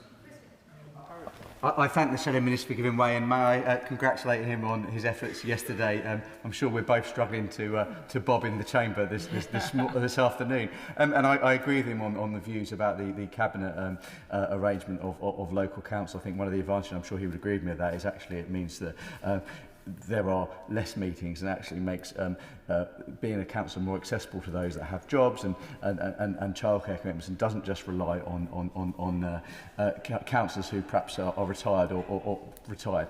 Just on the point about the government's approach to local authorities, would he agree with me though that a good thing that this government has done is ensure multi-year funding for local councils? Because when I was a councillor in Harlow, mentioned Harlow, got it in, was just that that was a real challenge, both for opposition and for the opposition to shadow budgets, but also the administration to do their budgets. The timings of the Shadow Minister's marathon. Sufficient to say that I was significantly slower than the honourable member for Harlow, whose outstanding efforts I'm sure will leave him a little bit sore with bobbing today. But of course, the member for Harlow will also know the benefits of an effective leader and cabinet model because he has a good Conservative local authority led by Councillor Dan Swords, and it is the work that Councillor Dan Swords and his team have done that's driven forward the improvements that Harlow has been able to enjoy over many years. And I think the key point, I'm going to make a little progress, if I may, Madam Deputy Speaker. The key point is to ensure that our local authorities can set out their governance arrangements in a way that reflects the needs of their community. And we've already seen the government accept the argument that we need to ensure in respect of rural and coastal communities that there is a degree of nuance in this legislation. And this is another example of exactly that argument. Turning now to the amendment on parish governments. Now, I know not all of us will have parish councils in our local areas, but they are a significant feature of civic life across the country, and many of them will run important local facilities like leisure centres, car parks, and it is clearly significant that we ensure that their role is enshrined, especially at a time when the wider agenda which this government is undertaking of local government reorganisation is seeing a significant transfer of services to those parish councils from districts that are due to be abolished. So it is welcome that we see the government moving forward on that.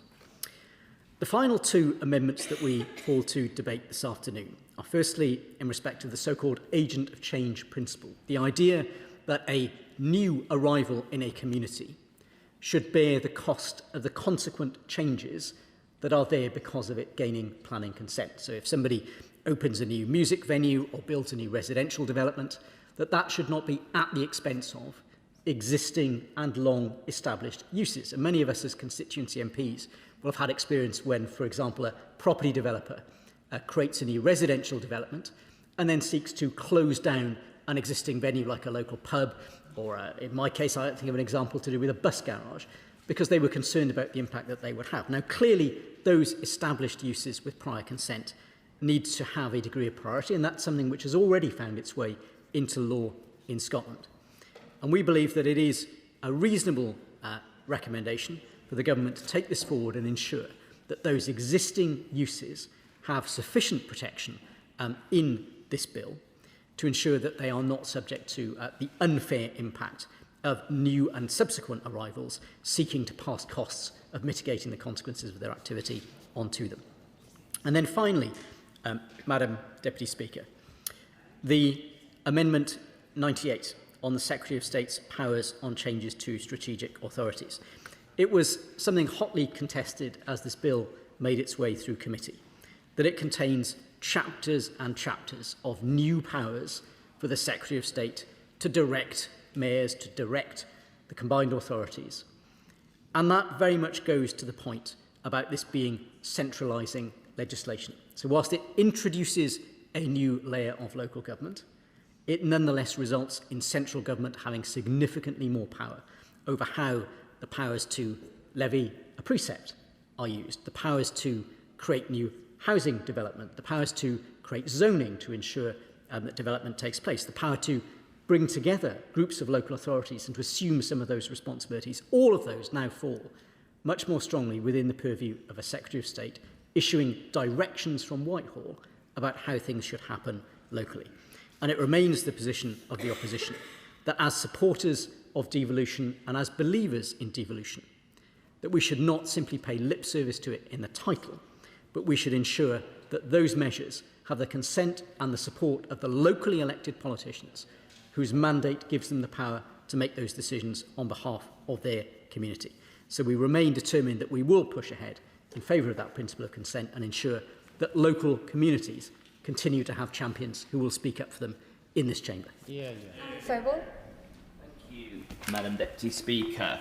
I'm just going to address my comments to the Agents of Change principle. As the Chair of the Music APPG, this has been long on our agenda, and I think that the Shadow Minister got the gist of it well, in the fact that this is about existing venues, long-standing venues, music venues and nightclubs in particular, having to effectively back legal challenges from residents of new build, primarily apartments, but any new build residential property. And we've got examples of cases such as the Alphabet and Moth Club of £50,000 or more having taken on the legal challenges of these new developments, challenging their ongoing operations.